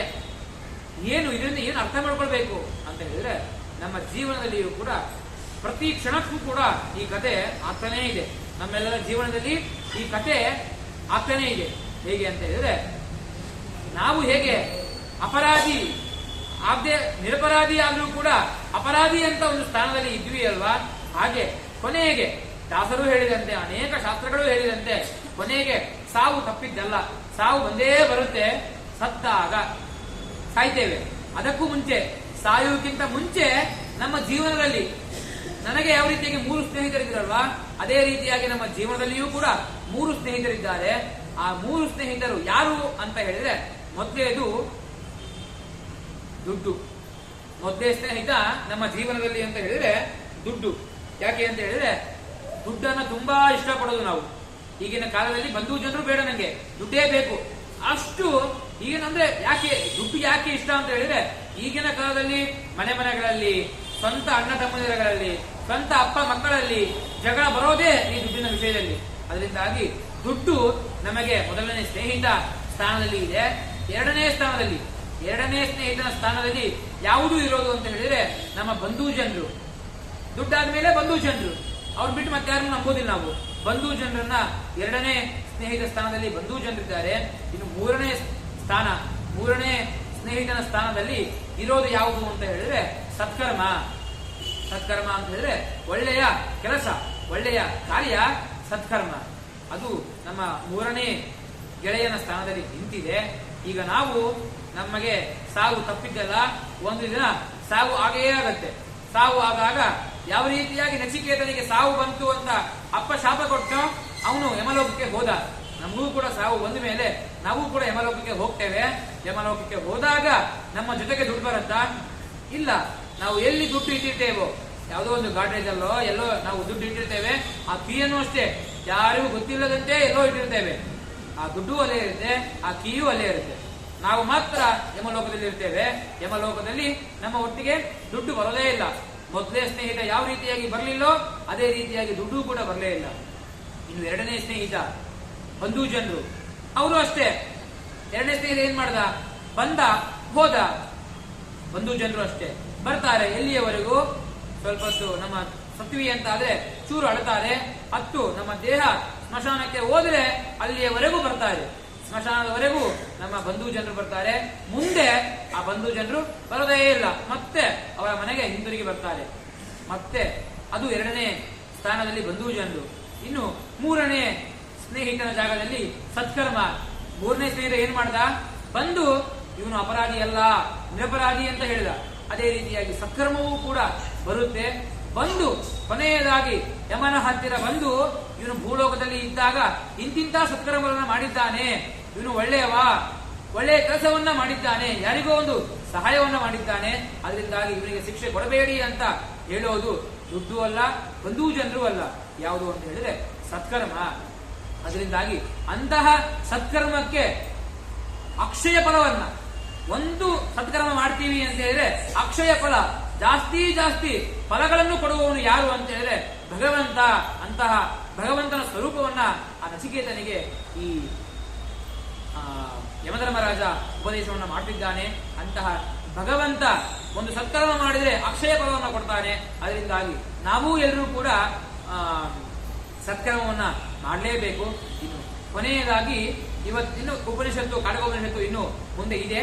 ಕೊನೆಯದಾಗಿ ಇಲ್ಲಿ ಭಗವಂತನ ಸ್ವರೂಪವನ್ನ ಹೇಳಿದ್ರು. ಯಾವ ರೀತಿಯಾಗಿ ಭಗವಂತನ ಸ್ವರೂಪ ಇರಬೇಕು ಅಂತ ಹೇಳಿದ್ರೆ ಆ ತತ್ವಜ್ಞಾನ, ಅಂದ್ರೆ ಆ ತತ್ವಜ್ಞಾನ ಉಳ್ಳವನು ಭಗವಂತ, ಇಡೀ ಲೋಕವೇ ಅವನ ಅಧೀನದಲ್ಲಿದೆ. ಆಮೇಲೆ ಈ ಅಕ್ಷಯ, ಒಂದು ಚಿಕ್ಕ ಸತ್ಕರ್ಮ ಮಾಡಿದ್ರೆ ಅಕ್ಷಯ ಫಲವನ್ನ ಅವನು ಕೊಡ್ತಾನೆ ಅಂತ ಹೇಳಿದ್ವಿ. ಅಂತ ಭಗವಂತ ಅಕ್ಷಯ ಫಲವನ್ನು ಕೊಡ್ತಾನೆ ಅಂದ ಮೇಲೆ ನಾವು ಭಕ್ತರು, ನಾವು ಯಾವ ರೀತಿಯಾಗಿ ಇರಬೇಕು ಅನ್ನೋದನ್ನ ಒಂದು ಕಥೆಯ ಮೂಲಕ ಕೇಳಿ, ಭಾಗವತದ ಕಥೆ, ಆ ಕಥೆಯನ್ನ ಕೇಳಿ ಇವತ್ತಿನ ಪ್ರವಚನವನ್ನ ಮುಗಿಸೋಣ. ಏನು ಅಂತ ಹೇಳಿದ್ರೆ ಭಕ್ತರಾದವರು ಯಾವ ರೀತಿಯಾಗಿ ಇರಬೇಕು ಅನ್ನೋದನ್ನ ನಮಗೆ ಭಾಗವತ ಹೇಳ್ತಾ ಇದೆ. ಭಕ್ತರಾದವರು, ಭಕ್ತ ಅಂಬರೀಷ ಅಂತೇಳಿ ರಾಜ, ಅಂಬರೀಷ ಒಬ್ಬ ರಾಜ, ಅವನಿಗೆ ಭಕ್ತ ಅಂಬರೀಷ ಅಂತಾನೆ ಹೆಸರು. ಕೇವಲವನ್ನ ಅಂಬರೀಷ ಅಂತ ಕರಿತಾನೆ ಇರಲಿಲ್ಲ, ಎಲ್ಲರೂ ಕೂಡ ಭಕ್ತ ಅಂಬರೀಷ ಅಂತ ಕರಿತಾ ಇದ್ರು. ಯಾಕೆ ಅಂತ ಹೇಳಿದ್ರೆ ಅಂಬರೀಷ ಒಂದು ದಿನ 3 ದಿನ ಉಪವಾಸ ಮಾಡಿರ್ತಾನೆ. ಯಾವುದೋ ಒಂದು ಫಲ ಬೇಕು ಅಂತ ಹೇಳಿ, ಭಗವಂತನ ಅನುಗ್ರಹ ಆಗಬೇಕು ಅಂತ ಹೇಳಿ 3 ದಿನ ಉಪವಾಸವನ್ನ ಆ ಅಂಬರೀಷ ಮಾಡಿರ್ತಾನೆ. ಭಕ್ತ ಅಂಬರೀಷ 3 ದಿನ ಉಪವಾಸ ಇದ್ದು ಮಾರನೇ ದಿನ ಪಾರಣೆ ಮಾಡಬೇಕು. ಯಾವಾಗ ನಾವು 3 ದಿನ ಉಪವಾಸ ಇದ್ದು, ಅಂದ್ರೆ ಈಗ ಏಕಾದಶಿ ದಿನ ಉಪವಾಸ ಇದ್ವಿ, ಕೇವಲ ಪುಣ್ಯ ಬರುತ್ತಾ? ಖಂಡಿತವಾಗ್ಲೂ ಬರದೇ ಇಲ್ಲ. ಏಕಾದಶಿ ಉಪವಾಸವಿದ್ದು ಮಾರನೇ ದಿನ ದ್ವಾದಶಿ ಸರಿಯಾದ ಸಮಯಕ್ಕೆ ಪಾರಣೆ ಊಟವನ್ನ ಮಾಡಿದೀವಿ ಅಂತ ಮಾತ್ರ ಆಗ ನಮಗೆ ಏಕಾದಶಿಯ ಪುಣ್ಯ ಬರೋದು. ಅದೇ ರೀತಿಯಾಗಿ 3 ದಿನ ಉಪವಾಸ ಇದ್ದಾನೆ ಭಕ್ತ ಅಂಬರೀಷ. ಮಾರನೇ ದಿನ ಊಟವನ್ನ ಮಾಡಬೇಕು, ಪಾರಣೆ ಮಾಡಬೇಕು, ಪೂಜೆನೆಲ್ಲ ಮುಗಿಸಿ ತೀರ್ಥವನ್ನ ಸ್ವೀಕಾರ ಮಾಡುವಂತಹ ಸಮಯ. ಇನ್ನೇನು ತೀರ್ಥವನ್ನ ಸ್ವೀಕಾರ ಮಾಡಬೇಕು, ಅಷ್ಟರಲ್ಲಿಯೇ ಮನೆಯ ಬಾಗಿಲಿನಲ್ಲಿ ಯಾರೋ ಒಬ್ರು ಬರ್ತಾರೆ. ದೊಡ್ಡ ವ್ಯಕ್ತಿಗಳು, ಋಷಿಮುನಿಗಳು ಅನ್ಸುತ್ತೆ. ಯಾರೋ ಒಬ್ರು ಮನೆಯ ಬಾಗಿಲಿನಲ್ಲಿ ಬಂದು ನಿಂತಿದ್ದಾರೆ. ಇವನು ಬಂದಂತಹ ವ್ಯಕ್ತಿಗಳನ್ನ ಬರಮಾಡಿಕೊಳ್ತಾನೆ. ಬರಮಾಡಿಕೊಂಡು ಅವರಿಗೆ ಅತಿಥಿ ಸತ್ಕಾರವನ್ನ ಮಾಡ್ತಾನೆ. ಯಾಕೆ ಅತಿಥಿ ಸತ್ಕಾರ ಯಾಕೆ ಮಾಡಬೇಕು ಅನ್ನೋದನ್ನ ನಾವು ಹಿಂದಿನ ದಿನದಲ್ಲಿ ನೋಡಿದ್ವಿ. ಅತಿಥಿ ಸತ್ಕಾರವನ್ನ ಮಾಡ್ತಾನೆ. ಮಾಡಿದ ಮೇಲೆ ಅವ್ರು ಬಂದವರು ಯಾರಾಗಿರ್ತಾರೆ ಅಂತ ಹೇಳಿದ್ರೆ ದೂರ್ವಾಸ ಮುನಿಗಳಾಗಿರ್ತಾರೆ. ನಮಗೆ ದೂರ್ವಾಸರು ಹೆಸರು ಯಾವಾಗ ನೆನಪಾಗೋದು ಅಂತ ಹೇಳಿದ್ರೆ, ನಮ್ಮ ಮನೆಯಲ್ಲಿ ಯಾರಾದ್ರೂ ಕೂಡ ಚೂರು ಕೋಪ ಮಾಡ್ಕೊಂಡ್ರೆ ಏನಪ್ಪಾ ದುರ್ವಾಸರಂತೆ ಕೋಪ ಇದೆಯಲ್ವಾ ಅಂತ ಹೇಳ್ತೇವೆ. ಆ ದುರ್ವಾಸರಿಗೆ ತುಂಬಾ ಕೋಪ. ಅಂತವರು ದುರ್ವಾಸ ಮುನಿಗಳು. ಅವರು ಬಂದಿದ್ದಾರೆ, ಶ್ರೇಷ್ಠರು, ಋಷಿಗಳು ಬಂದಿದ್ದಾರೆ. ಬಂದ ತಕ್ಷಣ ಅವರನ್ನು ಅತಿಥಿ ಸತ್ಕಾರವನ್ನ ಮಾಡಿ ಅಂಬರೀಷ ಹೇಳ್ತಾನೆ, ಪಾರಣೆ ಸಮಯ ಮೀರ್ತಾ ಇದೆ, ಬನ್ನಿ ಪಾರಣೆ ಮಾಡಿ, ನಿಮ್ದಾದ ಮೇಲೆ ನಾನು ಪಾರಣೆ ಮಾಡ್ತೇನೆ ಅಂತ ಅಂಬರೀಷ ಹೇಳ್ತಾನೆ. ಆಗ ಆ ದುರ್ವಾಸ ಮುನಿಗಳು ಹೇಳ್ತಾರೆ, ಇಲ್ಲ ನಂದು ಇನ್ನೂ ಏನು ಸ್ನಾನ ಅನ್ನಿಗ ಏನು ಹಾಗೇ ಇಲ್ಲ, ಮುಗಿಸ್ಕೊಂಡು ಬರ್ತೇನೆ, ನದಿಗೆ ಹೋಗಿ ಬರ್ತೇನೆ ಅಂತ ಹೇಳಿ ಅವರು ನದಿಗೆ ಹೋಗ್ತಾರೆ. ಈಗ ಇವನಿಗೆ ಏನ್ ಮಾಡ್ಬೇಕು ಗೊತ್ತಾಗಲ್ಲ. ಒಂದು ವೇಳೆ ಪಾರಣೆ ಮಾಡಿಬಿಟ್ರೆ, ತೀರ್ಥ ಸ್ವೀಕಾರ ಮಾಡಿ ಊಟವನ್ನ ಮಾಡಿಬಿಟ್ರೆ ದೊಡ್ಡವರನ್ನ ಬಿಟ್ಟು ಊಟ ಮಾಡುವಂತಹ ಒಂದು ಪಾಪ ಬರುತ್ತೆ. ಇಲ್ಲ ಅವ್ರನ್ನ ಬಿಟ್ಟು ಊಟ ಮಾಡೋದಿಲ್ಲ, ಸುಮ್ಮನೆ ಅವ್ರು ಬರೋದನ್ನ ಕಾಯ್ತೀನಿ ಅಂತ ಹೇಳಿದ್ರೆ ಸಮಯ ಮೀರ್ತಾ ಇದೆ, ಉಪವಾಸ ಮಾಡಿದ್ದು ಕೂಡ ವ್ಯರ್ಥ ಅಂತ ಆಗುತ್ತೆ. ಸರಿಯಾದ ಸಮಯಕ್ಕೆ ಊಟವನ್ನ ಮಾಡಬೇಕು, ಅದು ವ್ಯರ್ಥ ಆಗುತ್ತೆ. ಏನು ಮಾಡಬೇಕು ಅಂತ ಗೊಂದಲದಲ್ಲಿದ್ದಾನೆ. ಸ್ವಲ್ಪ ಕಾಯ್ತಾನೆ, 1 ಗಂಟೆ ಕಾಯ್ತಾನೆ, 2 ಗಂಟೆ ಕಾಯ್ತಾನೆ, ಬರೋದೇ ಇಲ್ಲ. ಕೊನೆಗೆ 3 ಗಂಟೆ ಕಾಯ್ತಾನೆ. ಆಮೇಲೆ ಒಂದು ಯೋಚನೆ ಮಾಡ್ತೇನೆ. ಯೋಚನೆ ಮಾಡಿ ಅವನು ಹೇಳ್ತಾನೆ, ಶಾಸ್ತ್ರದಲ್ಲಿ ಯಾವ ರೀತಿಯಾಗಿದೆ ಅಂತ ಹೇಳಿದ್ರೆ ಊಟವನ್ನ ಮಾಡ್ಲಿಕ್ಕೆ ಸಾಧ್ಯ ಇಲ್ಲ ಅಂತ ಆದ್ರೆ ತೀರ್ಥವನ್ನಾದ್ರೂ ಕೂಡ ನಾವು ಸ್ವೀಕಾರ ಮಾಡಿದ್ರೆ ಪಾರಣೆ ತರ ಅಂತ, ಸರಿಯಾದ ಸಮಯಕ್ಕೆ ತೀರ್ಥವನ್ನು ಸ್ವೀಕಾರ ಮಾಡಿದ್ರೆ ಪಾರಣೆ ತರ ಅಂತ ಹೇಳಿ ಶಾಸ್ತ್ರ ತಿಳಿಸಿದೆ. ಅದರಿಂದಾಗಿ ಅವನು ಕೂಡ ಏನ್ ಮಾಡ್ತಾನೆ ಅಂತ ಹೇಳಿದ್ರೆ ತೀರ್ಥ ಸ್ವೀಕಾರ ಮಾಡೋಣ, ಆ ಕಡೆ ಪಾರಣೆ ಮಾಡಿದ್ದು ಪುಣ್ಯ ಬರುತ್ತೆ. ಇನ್ನು ಅವ್ರನ್ನ ಬಿಟ್ಟು ಊಟ ಮಾಡಿದೀವಿ ಅಂತ ಕೂಡ ಗೊತ್ತಾಗಲ್ಲ, ಅದು ಕೂಡ ಪಾಪ ಬರೋದಿಲ್ಲ ಅಂತ ಅನ್ಕೊಂಡು ಒಮ್ಮೆ ತೀರ್ಥವನ್ನ ಸ್ವೀಕಾರ ಮಾಡುವಂತಹ ಸಮಯ. ತೀರ್ಥವನ್ನು ಸ್ವೀಕಾರ ಮಾಡ್ತಾನೆ. ಮಾಡಿದ ಸಮಯದಲ್ಲಿ ಬಾಗಿಲಿನಿಂದ ದೂರ್ವಾಸ ಮುನಿಗಳು ಬರ್ತಾರೆ. ಬಂದ ತಕ್ಷಣ ದೂರ್ವಾಸರು ಎಂತವರು ಮತ್ತೆ ಕೋಪ ಅವರಿಗೆ. ನೋಡ್ತಾರೆ, ನೋಡಿದ ತಕ್ಷಣ ಬಾಯಿಗೆ ಬಂದಂತ ಬೈ ಶುರು ಮಾಡ್ತಾರೆ. ಕೋಪ ತುಂಬಾ ನೆತ್ತಿಗಿರ್ತಾ ಇದೆ. ಬೈತಾರೆ ಬೈತಾರೆ ಬೈತಾರೆ, ತುಂಬಾ ಬೈತಾರೆ. ಬೈಯೋದಷ್ಟೇ ಅಲ್ಲ, ಗುರು ಹಿರಿಯರು ಬಂದಿದ್ದಾರೆ, ಅಂತವ್ರು ಬಿಟ್ಟು ಊಟ ಮಾಡ್ತಿದ್ದೀಯಾ, ಪಾಲನೆ ಮಾಡ್ತಿದ್ದೀಯಾ, ಸ್ವಲ್ಪ ನಿಂಗೆ ಗುರುಗಳ ಮೇಲೆ ಹಿರಿಯರ ಮೇಲೆ ಗೌರವವಿಲ್ಲ, ಇಷ್ಟೆಲ್ಲ ಹೇಳ್ತಾರೆ. ಶಾಪ ಇಷ್ಟೆಲ್ಲ ಹೇಳೋದಲ್ಲ, ಕೊನೆಯದಾಗಿ ಒಂದು ಶಾಪವನ್ನು ಕೂಡ ಕೊಡ್ತಾರೆ. ಏನು ಶಾಪ ಅಂತ ಹೇಳಿದ್ರೆ, ಮುನಿಗಳಿಗೆ ಒಂದು ಜಟೆ ಇರುತ್ತೆ. ಆ ಜಟೆಯನ್ನು ಬಿಸ್ತಾರೆ, ಬಿಚ್ಚು ಒಮ್ಮೆ ಅಲಗಾಡಿಸ್ತಾರೆ. ಅಲಗಾಡಿಸಿ ಅಲ್ಲಿಂದ ಒಬ್ಬ ದೈತ್ಯ ಹೊರಡ್ತಾನೆ. ಆ ದೈತ್ಯ ನಿನ್ನನ್ನ ಕೊಳ್ತಾನೆ, ಹೋಗು ದೈತ್ಯ, ಅವನನ್ನ ಕೊಲ್ಲು ಅಂತ ಹೇಳಿ ಶಾಪವನ್ನ ಕೊಡ್ತಾರೆ. ಆ ದೈತ್ಯ ಕೆಳಗೆ ಇಳಿದ ತಕ್ಷಣ ಮೇಲಿಂದ ಒಂದು ಚಕ್ರ ಬರುತ್ತೆ. ದೈತ್ಯ ಕೆಳಗಡೆ ಇಳಿತಾನೆ, ಜಡೆಯಿಂದ ಕೆಳಗಡೆ ಇಳಿತಾನೆ, ಮೇಲಿಂದ ಒಂದು ಚಕ್ರ ಬರುತ್ತೆ, ಸುದರ್ಶನ ಚಕ್ರ. ಆ ಚಕ್ರ ಬರುತ್ತೆ. ಬಂದ ತಕ್ಷಣ ಏನ್ ಮಾಡುತ್ತೆ, ಈ ದೈತ್ಯ ಸಾಯಿಸ್ಬೇಕು ಅಂತ ಮುಂದೆ ಹೋಗ್ತಿರ್ಬೇಕಾದ್ರೆ ಆ ಚಕ್ರ ಬಂದು ಈ ದುರ್ವಾಸರ ಹತ್ತಿರ ಬರುತ್ತೆ. ದುರ್ವಾಸ ಮುನಿಗಳು ನೋಡಿ ಆಶ್ಚರ್ಯಪಟ್ಟು ಓಡಿ ಓಡಿ ಹೋಗ್ತಾರೆ. ಅವ್ರು ಎಷ್ಟು ಓಡಿ ಹೋಗ್ತಾರೋ ಅಷ್ಟು ಹಿಂಬಾಳಿಸಿ ಆ ಚಕ್ರ ಹೋಗುತ್ತೆ. ದುರ್ವಾಸರಿಗೆ ಗೊತ್ತಾಗುತ್ತೆ, ಓ ಈ ಚಕ್ರದಿಂದ ನನಗೆ ಸಾವು ನಿಶ್ಚಯ, ಏನಾದ್ರೂ ಪರಿಹಾರ ಮಾಡ್ಕೊಳ್ಬೇಕು ಅಂತ ಹೇಳಿ ಮೊದಲಿಗೆ ಅವರು ರುದ್ರದೇವರ ಹತ್ತಿರ ಹೋಗ್ತಾರೆ. ರುದ್ರದೇವರು ಹೇಳ್ತಾರೆ, ನನ್ನಿಂದ ಏನ್ ಮಾಡ್ಲಿಕ್ಕೆ ಸಾಧ್ಯ ಇಲ್ಲ, ನಾವೆಲ್ಲರೂ ಕೂಡ ಪರಮಾತ್ಮನ ಅಧೀನದಲ್ಲಿದ್ದೇವೆ, ಅವನೇ ನಮ್ಮ ನಿಯಾಮಕ, ಅವನ ಅಧೀನದಲ್ಲಿ ನಾವಿದ್ದೇವೆ, ನನ್ನಿಂದ ಮಾಡ್ಲಿಕ್ಕೆ ಸಾಧ್ಯ ಇಲ್ಲ. ಒಂದ್ ವೇಳೆ ನಿಮ್ಗೆ ಏನಾದ್ರೂ ಕೂಡ ಇದರ ಪರಿಹಾರ ಬೇಕು ಅಂತ ಹೇಳಿದ್ರೆ ಬ್ರಹ್ಮದೇವರ ಹತ್ತಿರ ಹೋಗು. ಸರಿ ಆಯ್ತು ಅಂತ ಹೇಳಿ ರುದ್ರದೇವರಿಂದ ಬ್ರಹ್ಮದೇವರ ಹತ್ತಿರ ಹೋಗ್ತಾರೆ. ಬ್ರಹ್ಮದೇವರು ಅದೇ ರೀತಿಯಾಗಿ ಹೇಳ್ತಾರೆ, ಇದರಿಂದ ಪರಿಹಾರ ನಾನು ಕೊಡ್ಲಿಕ್ಕೆ ಸಾಧ್ಯನೇ ಇಲ್ಲ. ಯಾರಾದ್ರೂ ಕೂಡ ಪರಿಹಾರ ಕೊಡಬೇಕು ಅಂತ ಹೇಳಿದ್ರೆ ಹಿರಿಯರೇ ಕೊಡಬೇಕು, ನಮ್ಮ ನಿಯಾಮಕ, ನಾವೆಲ್ಲರೂ ಕೂಡ ಅವರ ಅಧೀನ, ಭಗವಂತ ಕೊಡಬೇಕು. ಅವನಿಗಿಂತ ಮುಂಚೆ ಮುಖ್ಯ ಪ್ರಾಣದೇವರು, ಅವ್ರ ಹತ್ರ ಹೋಗು. ಆಯ್ತು, ರುದ್ರದೇವರು ಆಯ್ತು, ಬ್ರಹ್ಮದೇವರಾಯ್ತು, ಮುಖ್ಯ ಪ್ರಾಣದೇವರು, ಅವನಿಗೇನು ಈ ಚಕ್ರದಿಂದ ವಿಮೋಚನೆ ಆಗ್ಬೇಕು ಅವನು ಅಂತ ಮುಖ್ಯ ಪ್ರಾಣದೇವರ ಹತ್ರ ಹೋಗ್ತಾನೆ. ಮುಖ್ಯ ಪ್ರಾಣದೇವರು ಕೂಡ ಇದೇ ಉತ್ತರ ಕೊಡ್ತಾರೆ, ನನ್ನಿಂದನೂ ಕೂಡ ಸಾಧ್ಯನೇ ಇಲ್ಲ, ಏನಾದ್ರೂ ಕೂಡ ನಿಮಗೆ ಪರಿಹಾರ ಆಗಬೇಕು ಅಂತ ಹೇಳಿದ್ರೆ ಭಗವಂತನ ಹತ್ತಿರ ಹೋಗು. ಸರಿ ಆಯ್ತು ಅಂತೇಳಿ ಕೊನೆಯದಾಗಿ ಭಗವಂತನ ಹತ್ತಿರ ಈ ದುರ್ವಾಸ ಮುನಿಗಳು ಹೋಗ್ತಾರೆ. ಮೊದಲೇದು ರುದ್ರದೇವರು, ಬ್ರಹ್ಮದೇವರು, ಮುಖ್ಯ ಪ್ರಾಣದೇವರು, ಕೊನೆಯದಾಗಿ ಪರಮಾತ್ಮನ ಹತ್ತಿರ, ವಿಷ್ಣುವಿನ ಹತ್ತಿರ ಹೋಗಿದ್ದಾನೆ ದುರ್ವಾಸ ಮುನಿಗಳು. ಈ ಕಡೆ ರುದ್ರದೇವರು ಹೇಳಿದ್ರು, ನನ್ನಿಂದ ಸಾಧ್ಯ ಇಲ್ಲ, ಬ್ರಹ್ಮದೇವರ ಹತ್ತಿರ ಹೋಗು, ನನ್ನಿಂದ ಸಾಧ್ಯ ಇಲ್ಲ, ಮುಖ್ಯ ಪ್ರಾಣದೇವರ ಹತ್ತಿರ ಹೋಗು. ಮುಖ್ಯ ಪ್ರಾಣದೇವರು ಕೊನೆಯದಾಗಿ ಹೇಳಿದ್ರು, ಯಾರಿಂದಲೂ ಸಾಧ್ಯವಿಲ್ಲ, ಪರಮಾತ್ಮನ ಹತ್ತಿರ ಹೋಗು.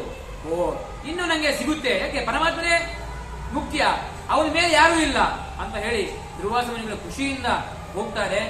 ಆಗ ಆ ಪರಮಾತ್ಮ ಒಂದೇ ಮಾತು ಹೇಳ್ತಾನೆ, ಇವ್ರೇನ್ ಹೇಳಿದ್ರು, ನಾವು ಪರಮಾತ್ಮನ ಅಧೀನದಲ್ಲಿದ್ದೇವೆ, ಅವನು ನಮ್ಮ ನಿಯಾಮಕ, ಅವನ ಹತ್ರ ಹೋಗುವಂತ ಮೂರೂ ಜನರು ಹೇಳಿದ್ರೆ ಪರಮಾತ್ಮ ಹೇಳುವಂತಹ ಮಾತು ಎಂತದ್ದು ಅಂತ ಹೇಳಿದ್ರೆ ಎಲ್ಲರೂ ಕೂಡ ನಮ್ಮ ಮನಸ್ಸಿನಲ್ಲಿ ಇರಲೇಬೇಕು. ಪ್ರತಿ ಕ್ಷಣದಲ್ಲಿಯೂ ಕೂಡ ನಾವು ಮನಸ್ಸಿನಲ್ಲಿ ಆ ಮಾತು ಇತ್ತು ಅಂತ ಆದ್ರೆ ಆಗ ನಮ್ಮ ಜೀವನ ಸಾರ್ಥಕ ಅಂತ ಅನ್ಕೊಳ್ಬೇಕು. ಪರಮಾತ್ಮ ಹೇಳಿದ ಏನು ಅಂತ ಹೇಳಿದ್ರೆ, ಅವರೆಲ್ಲರೂ ಕೂಡ ನಿಮ್ಮ ಅಧೀನ, ನಾನೆಲ್ಲರೂ ಕೂಡ ಅವರ ಅಧೀನ ಅಂತ ಹೇಳಿ ನಿಮ್ಮ ಹೆಸರಿದ್ದಾರೆ, ನಿಮ್ಮ ಹತ್ತಿರ ಬಂದಿದ್ದೇನೆ, ಅನುಗ್ರಹ ಮಾಡಿ ಹೇಳಿ ಆ ಭಗವಂತ ಒಂದು ಮಾತನ್ನು ಹೇಳ್ತಿದ್ದಾನೆ. ಏನು ಅಂತ ಹೇಳಿದ್ರೆ, ಅಹಂ ಅಂದ್ರೆ ನಾನು ಭಕ್ತ ಪರಾಧೀನ, ಅವರೆಲ್ಲರೂ ಕೂಡ ನನ್ನ ಅಧೀನದಲ್ಲಿದ್ರೆ, ನಾನು ಯಾರ ಅಧೀನದಲ್ಲಿದ್ದೇನೆ ಅಂತ ಹೇಳಿದ್ರೆ ಭಕ್ತನ ಅಧೀನದಲ್ಲಿದ್ದೇನೆ. ಅದರಿಂದಾಗಿ ನಾನು ಕೂಡ ನಿಮಗೆ ಪರಿಹಾರ ಮಾಡ್ಲಿಕ್ಕೆ ಸಾಧ್ಯನೇ ಇಲ್ಲ. ಏನಾದ್ರೂ ಕೂಡ ನಿಮಗೆ ಪರಿಹಾರ ಆಗ್ಬೇಕು ಅಂತ ಹೇಳಿದ್ರೆ ನನ್ನ ಭಕ್ತ ಅಂಬರೀಷ ಭೂಲೋಕದಲ್ಲಿ ಇದ್ದಾನೆ, ಅವನ ಹತ್ತಿರನೇ ನೀನು ಹೋಗ್ಬೇಕು ಅಂತ ಆ ಪರಮಾತ್ಮ ಹೇಳ್ದ. ಆಯ್ತು ಅಂತ ಹೇಳಿ ಮತ್ತೆ ಕೊನೆಯದಾಗಿ ಈ ಅಂಬರೀಷನ ಹತ್ತಿರ ಬಂದು, ಕ್ಷಮೆ ಇರಲಿ, ನೀವು ಇಂಥವ್ರು ಅಂತ ನನಗೆ ಗೊತ್ತಿರಲಿಲ್ಲ, ಕ್ಷಮೆ ಇರಲಿ ಅಂತ ಆ ದುರ್ವಾಸ ಮುನಿಗಳು ನಚಿಗಿ ಕೇಳಿದರೆ, ಭಕ್ತ ಅಂಬರೀಷನಿಗೆ ಹೇಳಿದ್ರೆ ಇಷ್ಟೆಲ್ಲ ಹೇಳಿದ್ರು, ನಮಗೆ ಏನಾದ್ರೂ ಕೂಡ ಒಬ್ರು ನಮ್ಮ ಜೀವನದಲ್ಲಿ ಒಬ್ರು ಯಾರಾದ್ರೂ ಬಂದು ನೀನು ಇಂಥವನಪ್ಪ ಅಂತ ಒಂಚೂರು ಹೊಗಳಿದ್ರೆ ಸಾಕು, ನಾವೆಲ್ಲೋ ಮೇಲೆ ಹೋಗಿ ಆಕಾಶದಲ್ಲಿ ಹಾಡಾಡ್ತಿದ್ದೇವೆ. ಆದ್ರೆ ಈ ಭಕ್ತ ಅಂಬರೀಷನಿಗೆ ಆ ದುರ್ವಾಸ ಮುನಿಗಳು ಬಂದು ಹೇಳಿದ್ರು, ಇವರೆಲ್ಲರೂ ಹತ್ರ ಹೋಗಿ ಬಂದೆ, ಕೊನೆಗೆ ಪರಮಾತ್ಮನ ಹತ್ರ ಹೋಗಿ ಬಂದೆ, ಅವನು ನಿನ್ನ ಹೆಸರು ಹೇಳಿದ ಅಂತ ಹೇಳಿದ್ರು ಕೂಡ ಅವನು ಹೌದಾ ಅಂತ ಯೋಚನೆ ಮಾಡಿ ಅನುಗ್ರಹ ಮಾಡಬಹುದಿತ್ತು. ಆದ್ರೆ ಭಕ್ತ ಅಂಬರೀಷ ಏನ್ ಮಾಡಿದ, ಇಲ್ಲ, ಎಲ್ಲವೂ ಕೂಡ ಅವನಿಂದನೇ ಸಾಧ್ಯ, ಭಗವಂತನಿಂದ ಸಾಧ್ಯ, ಅವನು ನಿಂಗೆ ಅನುಗ್ರಹ ಮಾಡ್ತಾನೆ ಅಂತ ಆ ಅಂಬರೀಷನ ಬಾಯಿಯಿಂದ ಇಂತಹ ಮಾತು ಬಂತು. ಆದ್ರಿಂದಾಗಿ ನಾವು ಕೂಡ ಭಕ್ತ ಭಗವಂತನ ಸ್ವರೂಪ ಎಂತದ್ದು ಅಂತ ಹೇಳಿದ್ರೆ ಒಂದು ಚಿಕ್ಕ ಸತ್ಕಾರ್ಯವನ್ನ ಮಾಡಿದ್ರೆ ಅಕ್ಷಯ ಫಲವನ್ನ ಕೊಡುವಂತಹ ಭಗವಂತನ ಸ್ವರೂಪ ಆಗಿದೆ. ಅಂತಹ ಭಗವಂತನ ಭಕ್ತರಾದವರು ಯಾವ ರೀತಿಯಾಗಿ ಇರಬೇಕು ಅಂತ ಹೇಳಿದ್ರೆ ಭಕ್ತ ಅಂಬರೀಷನಂತೆ ಇರಬೇಕು ಅಂತ ಹೇಳಿ ನಮಗೆ ಭಾಗವತ ತಿಳಿಸಿದೆ. ಅದರಿಂದಾಗಿ ನಾವು ಕೂಡ ಅಂತಹ ಭಕ್ತ ಅಂಬರೀಷನಂತೆ ನಮ್ಮ ಜೀವನವನ್ನ ಮಾಡೋಣ ಅಂತ ಹೇಳುತ್ತಾ ಇನ್ನು ಮುಂದೆ ಉಪನಿಷತ್ತಿನಲ್ಲಿ ಕಾಟಕೋಪನಿಷತ್ತಿನಲ್ಲಿ ಏನು ಇದೆ ಅನ್ನೋದನ್ನ ವಿವರಣೆಯಾಗಿ ನಾಳೆ ಇದನ್ನ ಪೂರ್ತಿಯಾಗಿ ನೋಡಿ ಮುಗಿಸೋಣ ಅಂತ ಹೇಳುತ್ತಾ ಇಂದಿನ ಒಂದು ಪ್ರವಚನವನ್ನ ಗುರುಗಳ ಅಂತರ್ಗತ ಭಗವಂತನಿಗೆ ಸಮರ್ಪಣೆ ಮಾಡ್ತೇನೆ. ಶ್ರೀಕೃಷ್ಣ ಅರ್ಪಣ.